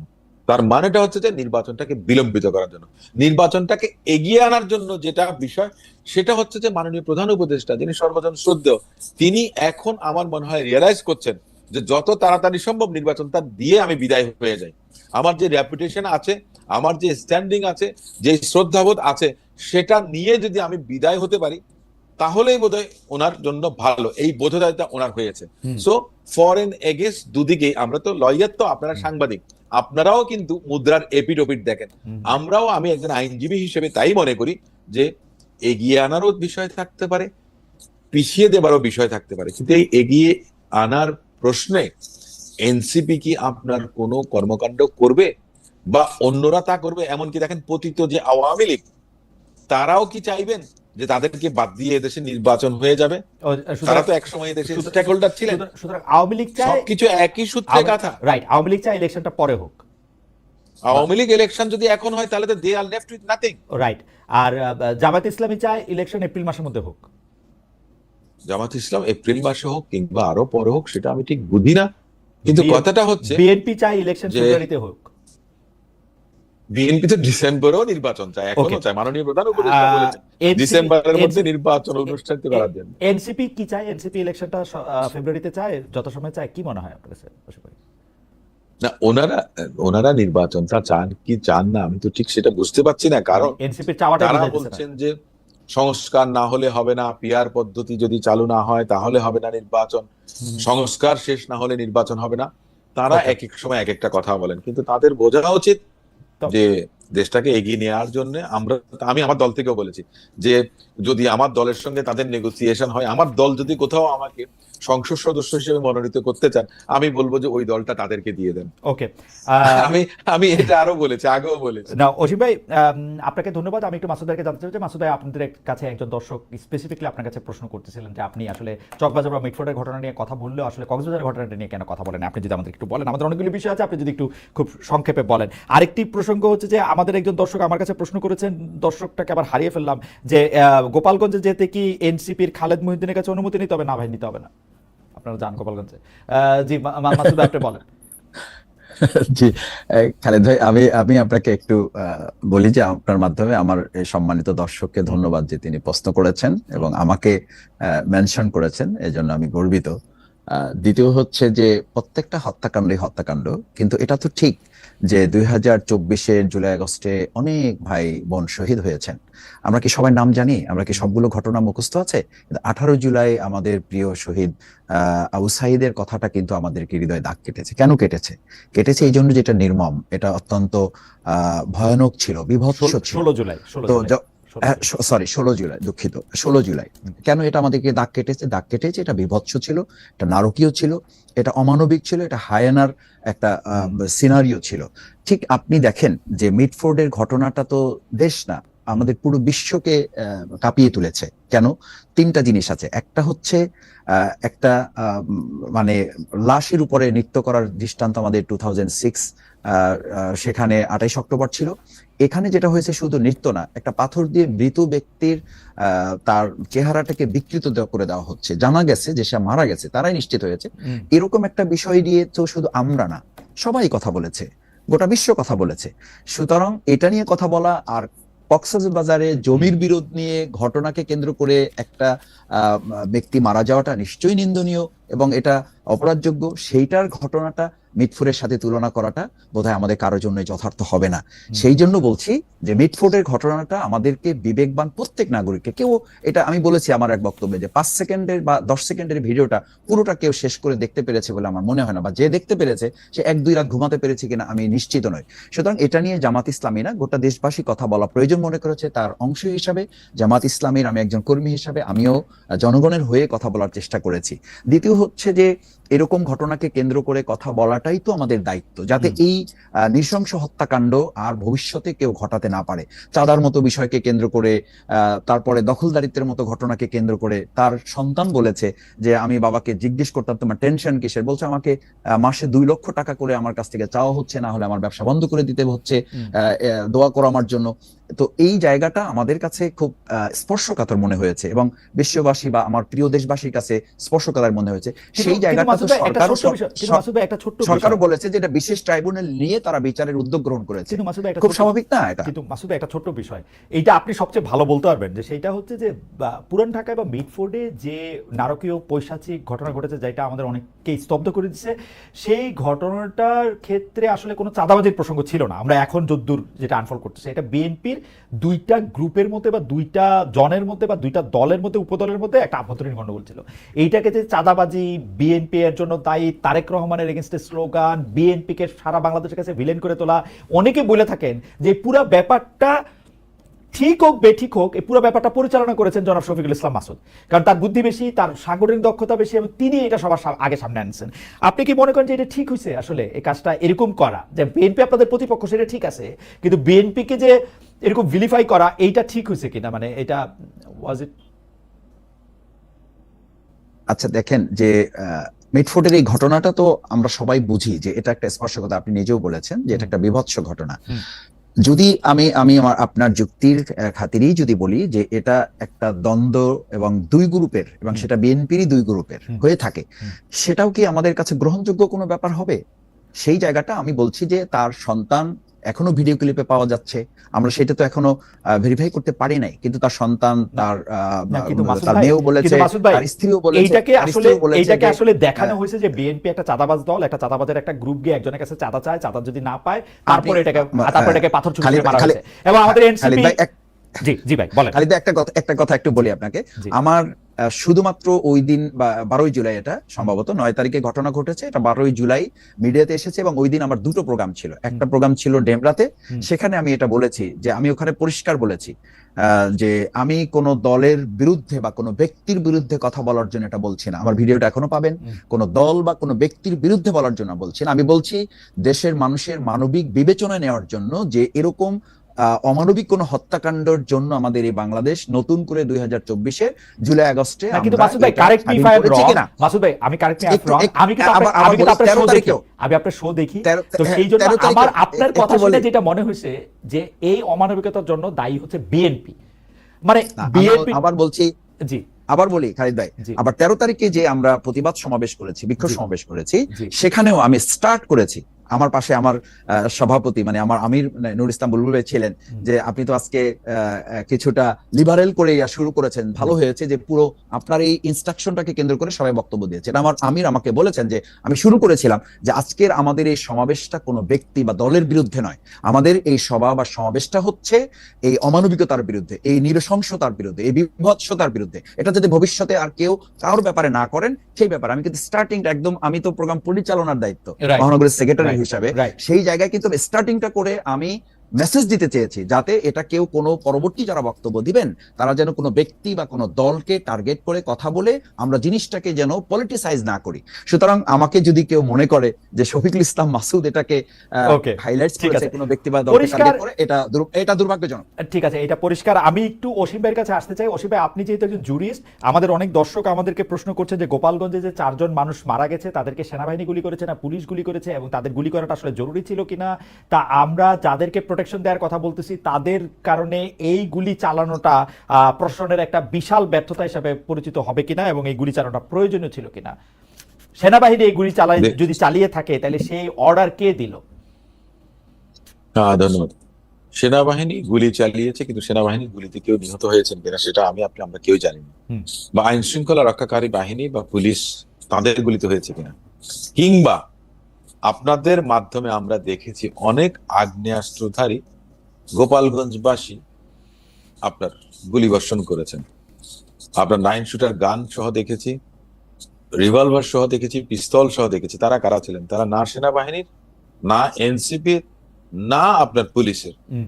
তাহলে আমরা একটা কথা বলি, সেলফ ডিফেন্স বলে একটা কথা আছে, যে আপনি আমাকে একটা চড় দেবেন, তাহলে আমি হয়তোবা সেটা আপনার প্রতিরোধ করার চেষ্টা করব, বা আমি আপনাকে একটা পাঞ্চ করতে পারবো, সর্বোচ্চ এটুকু। আমি আপনাকে আগ্নেয়াস্ত্র দিয়ে হত্যা করতে পারবো না। এটা হচ্ছে যে প্রথম কথা। দ্বিতীয় কথাটা হচ্ছে বৈধ অস্ত্র কি অবৈধ অস্ত্র, সেটাও একটা বিষয় আছে। অস্ত্রটা 2009 সালের পর যদি আপনার ইস্যু হয়ে থাকে, তাহলে সে সমস্ত অস্ত্র স্বরাষ্ট্র মন্ত্রণালয় প্রজ্ঞাপন জারি করেছিল জমা দেওয়ার জন্য।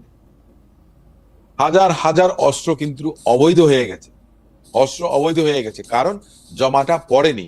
যে পরিমাণ অস্ত্র আপনার 2009 সালের পর ইস্যু হয়েছে, আপনি এই প্রসঙ্গটা তুলেছেন, খুব ভালো করেছেন। আমি একটা কথা বলি, হাজার হাজার লক্ষ লক্ষ অস্ত্র এখনো অবৈধভাবে রাইট। বাংলাদেশে রয়ে গেছে। কিন্তু অসীম ভাই, আমাদের জি। জন্য আমাদের জন্য একটু এই আইনের বিষয়টা যদি একটু বলতেন, যে আমরা লেথাল উইপন ব্যবহার করতে গেলে কি কোনো স্পেশাল ইনস্ট্রাকশনের দরকার হয়? আমরা দেখেছি যে পুলিশ বা সেনাবাহিনী গোপালগঞ্জে লেথাল উইপন ব্যবহার করেছে একটু আগে থেকে। না, এটা যদি কোনো special- না, আইনের আপনার একটা রিজনেবল ডিফেন্স বলে একটা কথা আছে। আপনার জীবন যখন আপনি প্রাণহানির শঙ্কা করেন আপনার, তাহলে সেক্ষেত্রে আপনি প্রাণহানিও ঘটাতে পারেন। ওকে, এটাও কিন্তু আছে। এখন কথাটা কিন্তু হচ্ছে কয়েকদিন যে আগে আপনি আমরা গুলি দেখলাম করলেন। যে সাবেক প্রধানমন্ত্রী শেখ হাসিনা বিবিসিতে লেথাল উইপন ইউজ করতে বলতেছেন। সেটা কি প্রধানমন্ত্রীর তরফ উনি থেকে বলতে না, না, হয়? প্রধানমন্ত্রীর তরফ থেকে বলতে হয় নাকি না, এমনি এটা এমনি হচ্ছে ওনার- যখন আক্রান্ত তখনই করতে পারে এটা? না, উনি বলেছেন যেখানেই দেখবা সেইখানেই মারবা। আচ্ছা, ওটা ছিল ওনার সার্ভাইভাল অফ দ্য ফিটেস্ট। ওটা আপনার ডিফেন্সের কোনো বিষয় ছিল না, ওইটা ডিফেন্সের বিষয় ওটা ছিল। আপনার অ্যাট্রোসিটি ছিল। ওটা একটা অ্যাট্রোসিটি ছিল। উনি যে অর্ডারটা দিয়েছেন ওটা অ্যাট্রোসিটি। ওনার আর গতকাল গোপালগঞ্জেরটা দেখেন, গোপালগঞ্জের বিষয়টা তো আপনাদের সংবাদ মাধ্যমের মধ্য দিয়ে কিন্তু আপনারা লাইভ করেছেন অনেকে। জি। আমরা সেখানে দেখেছি যে আগ্নেয়াস্ত্র হাতে যারা এসছেন, এনসিপির তো আমি একটা কথা বলি, এনসিপির কিন্তু রাইট আছে, তাদের লফুল যে অধিকারটা যেটা সেটা তাদের আছে, যে কোনো জায়গায় তারা সমাবেশ করতে পারবে।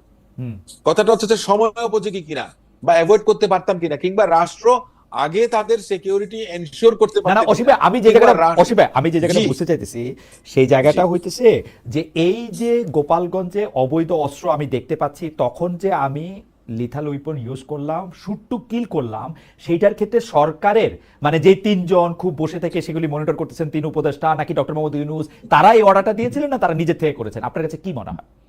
আমরা তো জানি না, এটা তো মনে করেন যে অর্ডারটা কি দেয়া লাগে? দেয়া তো লাগে না। না, আমি আর্মি দেয়া তখন লাগে ম্যাজিস্ট্রেট না, এই ক্ষেত্রে দেয়া লাগে না। আর্মির উপরে ম্যাজিস্ট্রেসি পাওয়ার আছে। Okay. এমনকি পুলিশ, আমিও পারি। আমার যদি বৈধ অস্ত্র থাকে, আমাকে যদি কেউ অবৈধ অস্ত্র নিয়ে গুলি বর্ষণ করে, আমি নিঃসন্দেহে আমার আগ্নেয়াস্ত্র চালানোর জন্য তাহলে আমি কি জন্য লাইসেন্স আচ্ছা দিলাম? ঠিক আছে, তাহলে আমি প্রশ্নটা ইনকাম ট্যাক্স কেন দিব? তাহলে প্রশ্নটা অবশ্যই আমি একটু উল্টা জায়গা থেকে করি।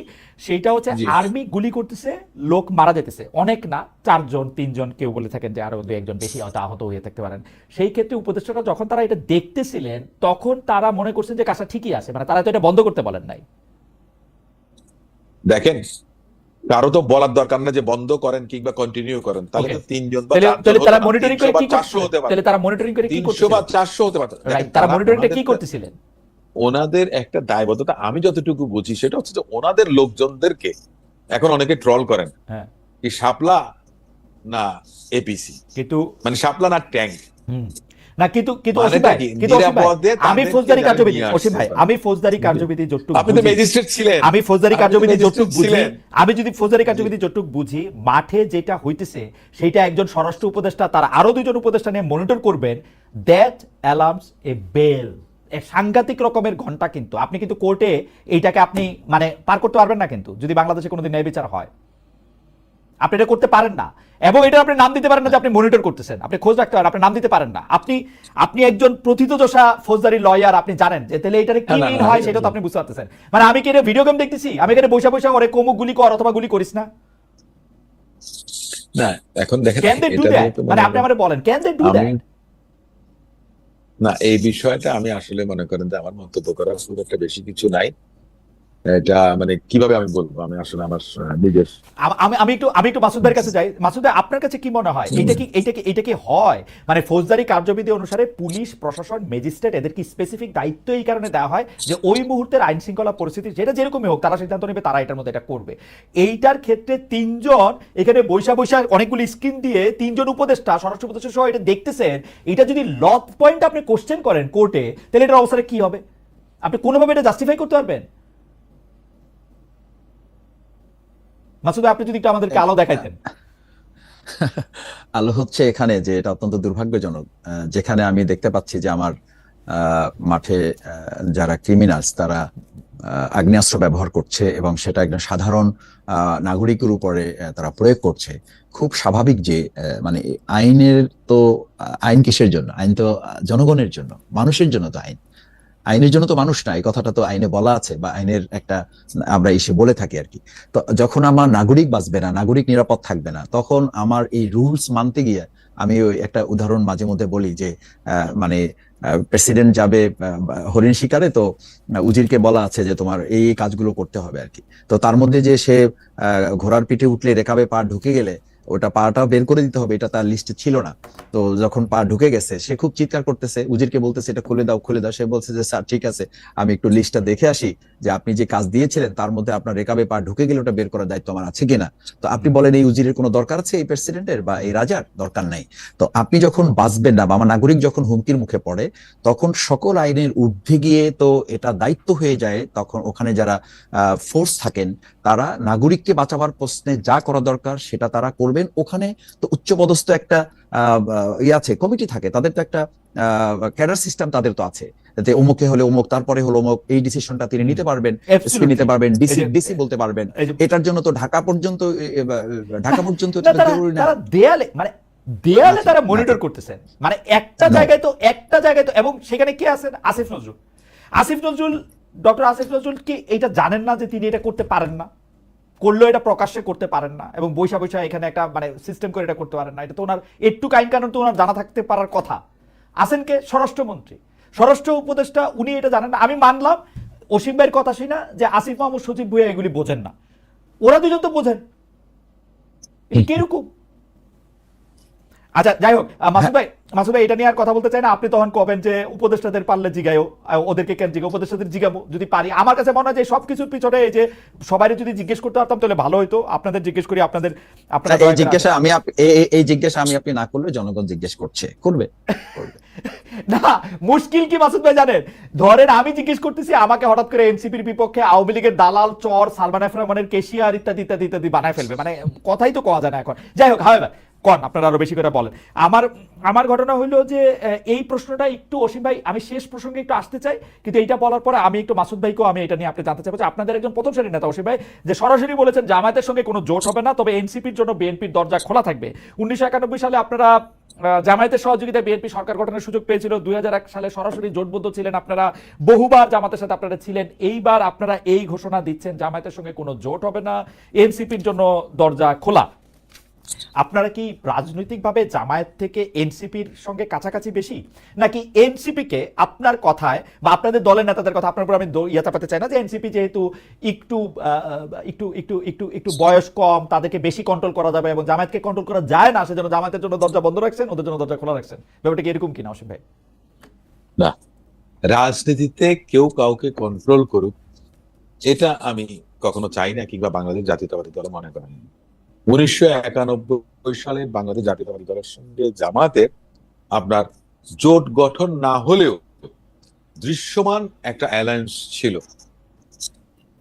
আবার 1996 সালে বাংলাদেশ জামাত ইসলাম আওয়ামী লীগের সঙ্গে আন্দোলন করেছে বিএনপির বিরুদ্ধে তত্ত্বাবধায়ক সরকারের ইস্যুতে। আবার 2001 সালে জোট হয়েছে, 4 দলীয় জোট হয়েছে, আন্দোলন একসঙ্গে হয়েছে, যুগপৎ আন্দোলন হয়েছে, জোটের আন্দোলন হয়েছে। একটা পর্যায়ে এসে মনে করেন যে একটা দূরত্ব তৈরি হয়েছে, কিন্তু আন্দোলনটা একই ইস্যুতে হয়েছে, প্ল্যাটফর্ম হয়তো বা ভিন্ন ছিল। রাজনীতিতে শেষ কোনো কথা নেই, শেষ বলে কোনো কথা নেই। এনসিপির সঙ্গে যে কথাটা বলা হয়েছে, তারা যে অপেক্ষাকৃত তরুণ, সে কারণে হয়তোবা তাদের ওই যে বললাম যে তারা ঝরে পড়ুক, এটা তো আমি চাই না। তাদেরকে আমার ধরে রাখতে হবে, তাদেরকে বাঁচিয়ে রাখতে হবে। তাদের মধ্যে অনেক সম্ভাবনার আপনার আছে, আমি বলবো যে সম্ভাবনার দ্বার তাদের মধ্য দিয়ে উন্মোচন হতে পারে। জামাতের মধ্যে সে কারণে হয়তো আমি আপনাকে দেখেন, আমি একটা কথা বলি, ক্ষমতায় তো মানে জনগণ চাইলে তো জামাতকেও ক্ষমতায় আনতে পারে, বিএনপি কেও আনতে পারে। কথার কথা বলছি, সম্ভাবনা প্রত্যেকটা জায়গায় আছে। সরকারি দল বলেন, বিরোধী দল বলেন, যেই হোক না কেন, সম্ভাবনাটা প্রত্যেকটা জায়গায়। এখন সরকার এবং বিরোধী দল বাদে তো আর সংসদ হবে না। তো সম্ভাবনার তো চূড়ান্ত জায়গাটাই হচ্ছে মনে করেন যে একটা নির্বাচনের মধ্যে দিয়ে একটা সংসদ, যেখানে মনে করেন যে বিরোধী দল থাকবে, কিন্তু কেউ বিরোধী দলে চলে গেলে তার সম্ভাবনা শেষ। এটা তো আমি মনে করি না। এটাকে নিয়েই তো আমাদের আমি একটা ইস্যু শুধু টানবো। আপনি যারা শফিকুল ইসলাম মাসুদ সাহেবকে জিজ্ঞেস করেছিলেন যে আপনি একটা প্রতিবাদ জানিয়েছেন, সোচ্চার ছিলেন, আবার কক্সবাজারের ঘটনায় কেন ছিলেন না। আমি শুধু এই জায়গাতে একটু বলি যে ওই পরিবারের পক্ষ থেকে বলা হয়েছে যে 3 জন মানুষ দায়ী, তাদের নাম তাদের পরিবার থেকে বলা হয়েছিল, যে তার মামাকে ডেকে নিয়ে গেছিলেন, তাকে আসামি করা হয়নি, এবং যে দুজনের সঙ্গে ব্যবসায়িক দ্বন্দ্ব, তারা কিন্তু এই ঘটনাগুলি ঘটাননি, অন্যরা ঘটিয়েছেন, অথচ তাদেরকে পুলিশ আসামি করেনি কিংবা তাদেরকে গ্রেফতার করা হয়নি। বাংলাদেশ জাতীয়তাবাদী যুব দলের 2 জন নেতাকে প্রথমে গ্রেফতার করেছেন, যাদের সঙ্গে এই অপরাধের কোনো সংশ্লিষ্টতা নেই, যেটা ভিডিও ফুটেজে এসছে। সো আমরা ইনস্ট্যান্টলি আমাদের একটা প্রবলেমটা হয় কি, আমরা রিয়াকশনটা দেখিয়ে ফেলি কিংবা কাউকে এক্সপোজ করি, এবং সেই এক্সপোজ করতে গিয়ে আমি বিগত 15 বছরে শহীদ রাষ্ট্রপতি জিয়াউর রহমান কিংবা তারেক রহমানকে নিয়ে রাজনৈতিক চরিত্র হনন, ক্যারেক্টার অ্যাসাসিনেশন হয়েছিল পলিটিক্যালি, না, কিন্তু ব্যক্তিগতভাবে এই কাজটা কেউ করেনি। মানে আপনি বিএনপির বড় নেতা, আপনি খালি বিএনপির মতোই কথা কইতেছেন। আপনি যে বলতেছেন যে এইটা চরিত্র হরণ, গালাগালি, জামায়াতে ইসলামীকে নিয়ে বিএনপি এতদিনের একসঙ্গের জোট সঙ্গী তাদেরকে কি না কি বলছে। ধরেন একজন মুসলমান হিসাবে সবচেয়ে বড় গালি হচ্ছে মুনাফেক। তো প্রথম গালিটা তো রিজভী বেনাকে জানি মুনাফেক দিয়ে শুরু করছে না?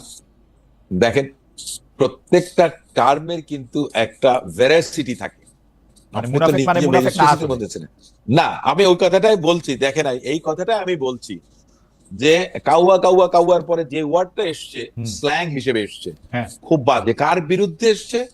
যে এই মানুষটা 15-16 বছর নির্যাতনের শিকার, মজলুমদের প্রথম সারির জামাত ইসলামী করছে না এনসিপি করছে? আপনারা কি কাউকে পাইছেন? আমি বলছি, দেখেন, আপনি এই পরিস্থিতিটা তৈরি করে দিয়েছেন। এটা আওয়ামী লীগও করে থাকতে পারে। আমি আপনাকে বলি না, এই কারণে আমি বলছি সেটা আওয়ামী লীগও করে থাকতে পারে, অন্য যে কেউ করে থাকতে পারে, কিন্তু সেটাকে আপনার প্রোটেস্ট করার দায়িত্বটা তাহলে কাদের? আচ্ছা, যে রাজনীতি যারা মনে করেন যে ফেসিস্টের বিরুদ্ধে যারা রাজনীতিটা করেছে, তাদের তাহলে এই বিষয়টা আসা উচিত ছিল, তাদের থেকে আসা উচিত ছিল। কিন্তু তারা কি করেছেন? উস্কে দিয়েছেন সুবিধাটা নেয়ার জন্য। আপনি এই কাজটা করে দেখেন। খালেদ ভাই, আমি আপনাকে 2টা গালি দিয়ে, কিন্তু খালেদ মহিউদ্দিন যে জায়গায় চলে গেছে, খালেদ মহিউদ্দিনকে টেনে নামাতে পারবো না, আপনি আমাকে টেনে নামাতে পারবেন না। বিএনপি আমার যদি এমপি নমিনেশন নাও দেয়, আমি মনে করেন যে উকিল, আমি উকিল হিসেবে আমি আছি। না না, সেটা অসুবিধা নাই, টেনে নামানোর সুযোগ নাই। শফিকুল ইসলাম মাসুদকে কেউ টেনে নামাতে পারবেন না। যে জায়গায় চলে গেছেন সে জায়গাতে থাকবেন, প্রয়োজনে বরং উপরের দিকে যাবেন। কিছু কিছু বিষয় থাকে বাস্তব, যেটা মানতেই হবে। অসীম ভাই, ইউনিভার্সিটি আমরা মানে আমি আপনাকে দেখছি, যদিও আলাদা দল করতাম, কিন্তু এবং প্রতিপক্ষের ভূমিকাও ছিলাম, কিন্তু আপনাকে দেখা হয়েছে। শফিকুল ইসলাম মাসুদ ভাই বেশি দেখি নাই। মাসুদ ভাই বোধহয় আমাদের চেয়ে একটু বয়সে ছোট হবেন, কিন্তু আমাদের দর্শকরা একটু প্রশ্ন করেছে, উনি তো ডাক্তার মানুষ, জি জি জি, আমাদের থেকে বেশি ব্রেইনি ছিলেন। না, অবশ্যই অবশ্যই সেইটা তো, কিন্তু মাসুদ ভাইকে নিয়ে আমাদের দর্শকের অনেক প্রশ্ন। একটা পয়লা শোনাই অসীম ভাই, তাহলে বুঝবেন মাসুদ ভাই এটা যদি একটু রেসপন্ড করতেন। আমাদের একজন দর্শক রানা আহমেদ, উনি ছাড়াও আরো বেশ কয়েকজন প্রায় একই ধরনের মেসেজ পাঠিয়েছেন। আমি একটা পড়ে শোনাই। রানা আহমেদ, তিনি বলছেন, ডক্টর শফিকুল ইসলাম মাসুদ বলেছিলেন রাজশাহী বিশ্ববিদ্যালয়ের শেরে বাংলা হলে আমাদের যে অস্ত্র আছে তাই দিয়ে পুরো প্রশাসনকে 1 সপ্তাহ চ্যালেঞ্জ করতে পারবো। এটার ব্যাখ্যা দিতে বলেন, অস্ত্র দিয়ে কি করে? শফিকুল মাসুদ ভাই, আপনি এটা বলছিলেন নাকি? আসলে এত অস্ত্র আছে আপনার? আমাদের ওই যে একটা খারাপ শব্দ আর কি, সিনেমায় বলা হয় না, কাটপিস ব্যবহার করা হয়, এটা আচ্ছা। হচ্ছে একটা কাটপিস ভিডিও। আচ্ছা। এটা অনেক আগে, আমি এটা 2006-এ নরসিংদীতে একটা বক্তব্য রেখেছিলাম। হ্যাঁ। নরসিংদীর এই বক্তব্যটা, পুরো বক্তব্যটা মানে আমার জীবনে বলা যায় যে প্রথম যে বক্তব্যটা ভাইরাল হয়, ভাইরাল আচ্ছা। মানে যেটা বেশি শুনে লোকেরা, আচ্ছা। সেটা হচ্ছে আমার নরসিংদীর 2006-এর এই বক্তব্যটা। আপনি ছাত্র শিবিরের সেখানে আমি সভাপতি বলে, ছিলেন তখন, ছাত্র শিবিরের আমি সভাপতি। তখন শিবিরের কেন্দ্রীয় সভাপতি ছিলাম, ঠিক। ওখানে একটা কৃতি ছাত্র সংবর্ধনা, কৃতি শিক্ষার্থী সংবর্ধনা, আমি সেখানে বলেছিলাম যে ছাত্র মৈত্রী অংশটুকু কেটে দিয়েছে। অর্থাৎ ছাত্র মৈত্রী বলেছিল যে আমাদের শুধু শেরেবাংলা হলে যে অস্ত্র আছে এটা দিয়ে পুরো রাজশাহী মহানগরীকে আমরা কন্ট্রোল করতে পারবো, এই মৈত্রীটুকু কেটে দিয়ে বাকিটুকু কাটপিস হিসাবে সিল লাগিয়ে দিয়েছে। লাগিয়ে দিয়েছে। তো রাইট, তো এইটা আমি যিনি প্রশ্ন করেছেন আমি তাকে বলবো যে আমার নরসিংদীর সেই ফুল ভিডিওটা সার্চ দিলে এটা পাবেন এবং সেখানে শুনে নেবেন। এটা বেসিক্যালি আমি তখন বলেছিলাম যে ছাত্রমৈত্রী আমাদের বিরুদ্ধে মাইকিং করে ডিক্লার করেছিল যে আমরা শুধু শিবির জামাত না, টোটাল প্রশাসনকে আমরা চ্যালেঞ্জ করার মতো ক্যাপাসিটি রাখি এবং এত তারিখ এতটা সময় ছাত্র শিবিরকে নির্মূল Okay. করার জন্য আমরা আসতেছি, যদি পারি তারা যেন আমাদেরকে ফেস করে। মাসুদ ভাই, দিস ইজ মেসেজ। মাসুদ ভাই, আপনার জন্য শেষ প্রসঙ্গ, সেইটা আমি একটু অসীম ভাইকেও একটু জানতে চাইবো। সেটা হচ্ছে ঢাকায় আন্তর্জাতিক জাতিসংঘের মানবাধিকার কার্যকরের মানে কার্যালয়ের বিষয়টি অনেকখানি এগিয়ে গেছে, কিন্তু এর প্রতিবাদ করছে ইসলামী আন্দোলন ও হেফাজত ইসলামী, আমরা যেটা দেখতে পাচ্ছি আর কি প্রতিবাদটা। আপনাদের সঙ্গে কিন্তু আসলে পাশ্চাত্য দুনিয়ার বা জাতিসংঘের যারা মানবাধিকার কর্মী আছে তাদের ভালো উঠাবসা আছে। তারা বাংলাদেশে এলেই, এই 15 বছর আপনারা কোনো রাষ্ট্র ক্ষমতায় ছিলেন না, বরং কিন্তু তারা আপনাদের সাথে নিয়মিত যোগাযোগ রেখেছেন। যখন যুক্তরাষ্ট্রের কূটনীতিকদের সঙ্গে আপনারা বসেন, তখন আপনারা কিন্তু গাজা সংকটের কথা, ইসরায়েলের বিভিন্ন নিপীড়নের কথা আপনারা তুলে ধরেন সবসময়, আমি এটা খেয়াল করি। তো তো তো আমাদের প্রশ্ন হচ্ছে যে আপনাদের আমির গতকাল দলীয় প্রতিনিধি নিয়ে চীন সফর করে দেশে ফিরেছেন, সেখানে উইঘুর মুসলিমদের নিয়ে আপনারা কোনো কথা বলেছেন কিনা, এটা এক। আর দুই হচ্ছে এই যে জাতিসংঘের যে মানবাধিকার কার্যালয় করার বিষয়টা নিয়ে আপনারা যে প্রতিবাদ করছেন, সেটা কেন করছেন আসলে? আর যদি আপনি এক লাইন বলতে চান সেটাতে আপনি বলতে পারেন, বিএনপি যে আপনাদেরকে আর জোটে সঙ্গী রাখতে চায় না, এতে আপনারা খুব দুঃখী কিনা, কষ্ট পেয়েছেন কিনা? প্রথম কথা হচ্ছে যে জামাত ইসলামী তো এখনো পর্যন্ত কারো কাছে কোনো অ্যাপ্লিকেশন করেছে বলে আমার জানা নাই যে আমরা আপনাদের সাথে জোটে যেতে চাই, না হলে তো আমাদের অস্তিত্ব বিলীন প্রায়। আমি ঠিক জামাতের কেন্দ্রের সেন্ট্রাল ওয়ার্কিং কমিটিতে আছি, মহানগরীর সেক্রেটারি হিসেবে আছি, একজন ক্ষুদ্র কর্মী হিসেবে আমার জানা নাই যে এরকম কোথাও কোনো অ্যাপ্লিকেশন বা আবদার আমরা করেছি। সুতরাং রিজেক্ট করার তো প্রশ্ন আসবে তখন যখন আপনি আবদার করবেন।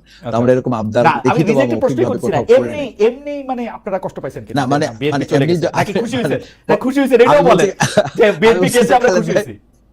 খালেদা, কেউ যখন বলে যে মানে আমার বউ তালাক হয় নাই, তার মানে কি? তার মানে হলো বিয়ে হয়েছে আর কি। তো আপনি আমাকে যখন বলেন যে আপনি আমাকে নেবেন না, তার মানে বুঝায় না যে আমি কোথাও একটা আবদার, এরকম কোন আবদার করে নাই জামাত ইসলামী, আর কোন আবদার করে নাই। সুতরাং এইটা একটা মানে এটা একটা অহেতুক বক্তব্যই বলবো আমি। উনি অত্যন্ত সিনিয়র লিডার।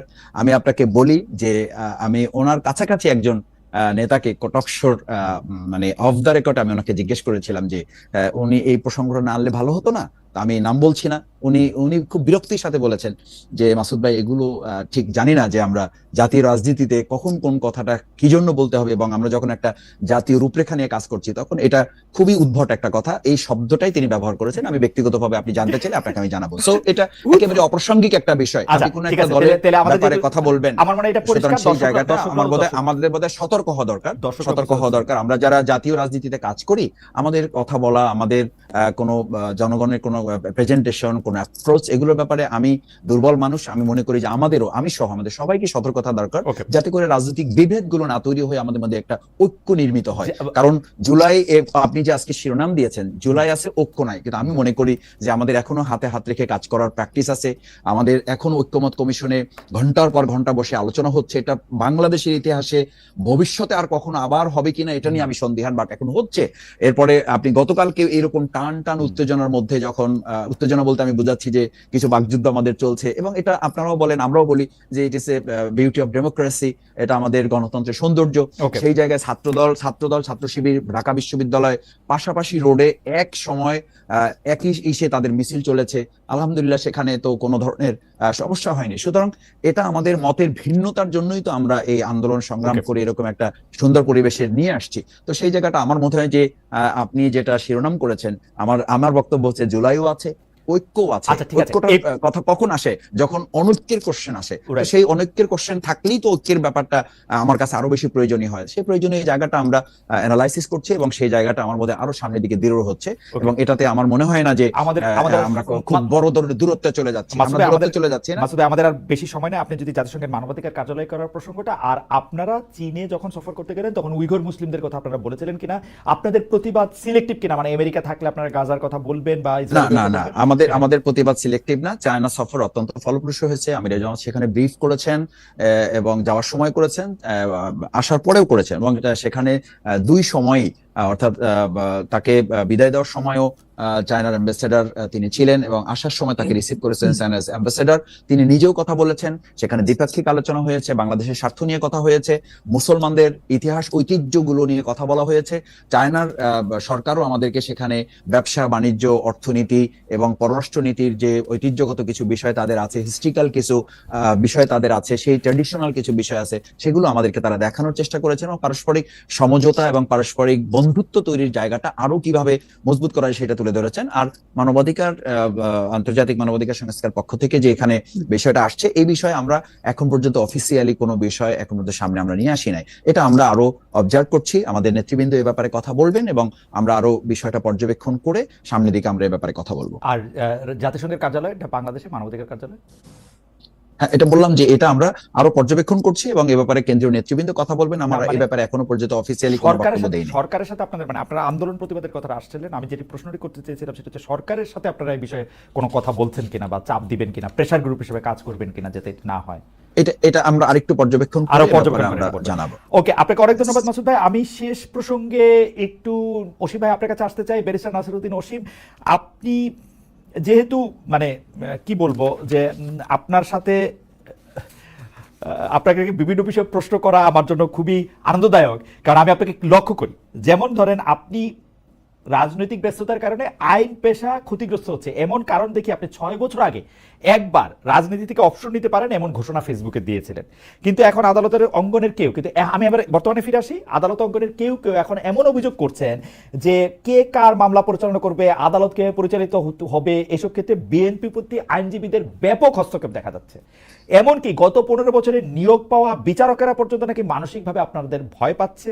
আপনারা কি 17 বছরের ক্ষতি, মানে আইন যেহেতু একটা ব্যবসা পেশা, 17 বছরের ক্ষতি সুদে আসলে উঠিয়ে নিতে সক্রিয় হয়ে উঠছেন কিনা? আমি অন্য কারো বিষয়টা তো জানি না, তবে আমার বিষয় নিয়ে কারো কোনো অভিযোগ আছে বলে আমি মনে করি না।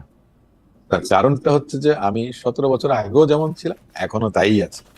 আমার কোনো পরিবর্তন হয়নি, কোনো পরিবর্তন হয়নি, কিংবা পরিমার্জন করার মতো অবস্থা তৈরি হয়নি। আমি আইনজীবী হিসেবে ছিলাম।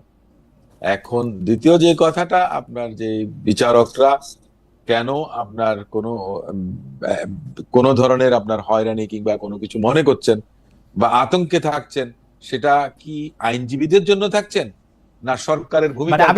আমি আপনাকে কোট করে বলি, AB party secretary general barrister Fuad আমার অনুষ্ঠানে এসেছিলেন। তিনি বলতেছেন যেসব বিচারক আগের রেজিমে নিয়োগ পাওয়া, তারা এক ধরনের মানসিক চাপ থেকে রায় দিতে বাধ্য হচ্ছেন এখন। আমি যেহেতু বাংলাদেশের আইন আদালত অঙ্গনের কার্যক্রমগুলি একটু ফলো করার চেষ্টা করি, আমি দেখি বিএনপির লয়াররা দাঁড়ালেই রিলিফ পাচ্ছেন, তারা খুব কম হারতেছেন। সরকার তো হারিয়ে, এটা আমার বক্তব্য, আমি বিএনপির লয়ারদের কম হারতে দেখতেছি। এটা আপনার না, শুধু এটা যদি উনিও বলে থাকেন তাহলে এটা বেঠিক। আপনি যদি কোর্টে আসেন তাহলে উনি বুঝতে পারবেন, কারণ উনি তো আপনার এবি পার্টির জেনারেল সেক্রেটারি, তাই না? উনি ব্যারিস্টার ফুয়াদ আব্দুল্লাহ। উনি আসলে তো তাহলে উনি পান কিনা আমি একটু দেখি রিলিফ পেলে। সবার আগে সবচেয়ে বেশি স্পষ্টবাদী এবং উনি তো একেবারে ছাঁচা ছোলা কথা বলেন। উনি মানে দুই দিকে ওনার, এই দিকেও ধার এই দিকেও ধার। কিন্তু আগের আমলে নিয়োগ পাওয়া লোকরা তো ভয় পায় আপনাদের। না না না না না, এটা ঠিক না। এটা সম্পূর্ণ আমার কাছে এটা ভুল। এটা আগের আমলের নিয়োগ পাওয়াদের ভুল বা ভয় পাওয়ার বিষয়টা, সেটা তাদের নৈতিক অবস্থানের কারণে, ওটা ভিন্ন বিষয়। ওটা আদালত এবং বিচারপতিদের নিয়ে আমি কোনো মন্তব্য করতে চাই না। আপনারা ওখানে এলেই কিন্তু প্রত্যক্ষভাবে, আমি একজন বিচারক যখন বলেছিলেন যে তিনি শুনতে পারবেন না, তখন আমি বলেছিলাম যে আমি এখন বেরোবো, সাংবাদিকরা আছেন, ওনারা আমাকে জিজ্ঞেস করবেন যে এখনো কি তাহলে আগের অফিস থেকে নির্দেশনা আসে। আমার সেই সৎসাহস ছিল, আমি সেটা করেছিলাম। উনিও সেটা রিয়েলাইজ করেছিলেন, তিনি ম্যাটারটা শুনেছেন অন মেরিট। না আচ্ছা অসীম ভাই, এখন যে আগে যেরকম শুনতাম ওই কোর্ট হচ্ছে তাপসের কোর্ট, ওই কোর্ট হচ্ছে তাপসের ভাবির কোর্ট, এগুলি এখন আর নাই। আমি মোটেও মনে করি না, কারণ আমি আপনার প্র্যাকটিস করি, রেগুলার প্র্যাকটিস করি আমি।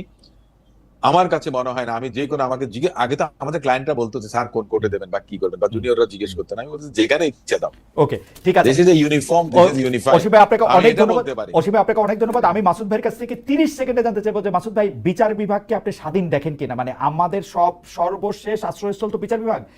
আওয়ামী লীগ আমলে যে কয়টা প্রতিষ্ঠান সবচেয়ে বেশি ক্ষতিগ্রস্ত হয়েছে, সব প্রতিষ্ঠান ধ্বংস হয়েছে, সবচেয়ে বেশি যে ক্ষতিগ্রস্ত হয়েছে সেটাকে আমি বিচার বিভাগ মনে করি।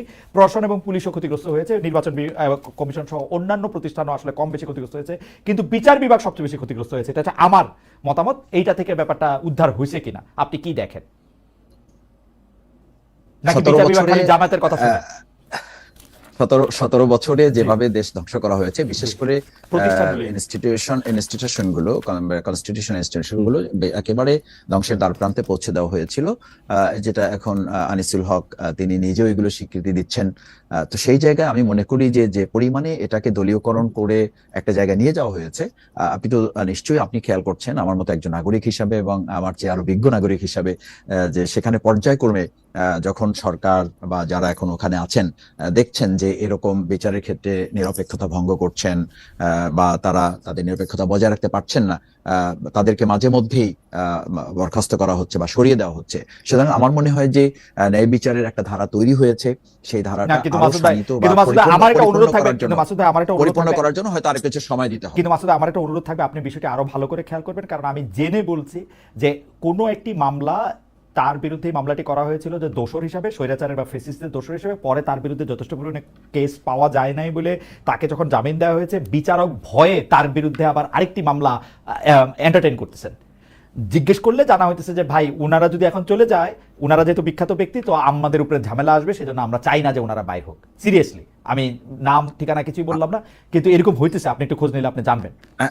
আমরা এরকম খোঁজগুলো আমরা জেনেছি, সেই কারণে আমি বলেছি যে 3টা জিনিস আমরা বলেছি। মামলা বাণিজ্য করা, এটা যেন কোনোভাবেই না হয়। আমরা প্রশাসনকে, সরকারকে অনুরোধ করেছি, তাদের সাথে আমাদের যতবার ভিজিট হয়েছে আমাদের নেতৃবৃন্দের কথা বলেছেন।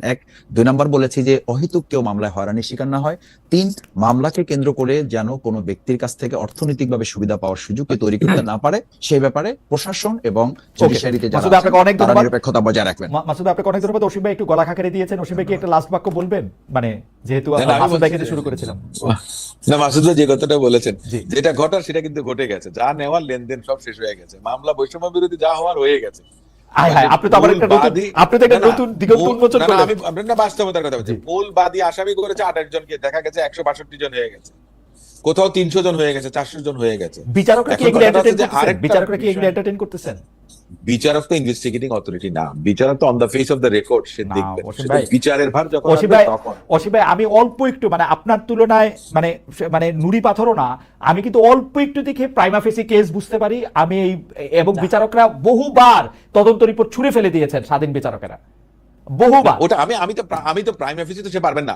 চার্জশিট যখন হবেন তখন তিনি তার জুডিশিয়াল যে এক্সারসাইজ করার ক্ষমতা সেটা তিনি প্রয়োগ করবেন, কিন্তু এফআইআর দেখে on the face of the record he can't make any comment. উনি জামিন দিয়ে দিবেন, উনি জামিন দিতে পারেন, জামিনটা পর্যন্ত দেন না, কেসে যাওয়া তো দূরে। জামিনের মধ্যে না, জামিনটা উনি কখন দেবেন? উনি যখন এসেস করতে পারবেন যে কার কতটুকু লায়াবিলিটিস, কতটুকু রেসপন্সিবিলিটিস এবং কতটুকু সেখানে ফলসিটি আছে, কতটুকু সেখানে ট্রুথ আপনার প্রিভেল আছে সেখানে মধ্যে, তার উপরে। তো সেজন্য বলছি সেটা তো পরের কথা, কিন্তু তার আগে তো একটা লোককে, নিরীহ একটা লোককে দেখা গেছে যে আপনার জেলে থাকতে হচ্ছে।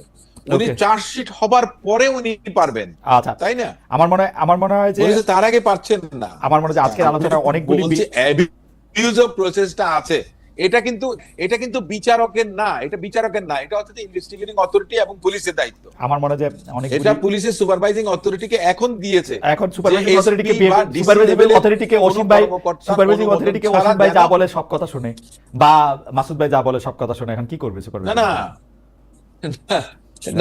এটা বোধহয় সেরকম না। আমরা তো মনে করেন যে, আমি তো মনে করেন যে কাউকে ফোন করার মতো সাহস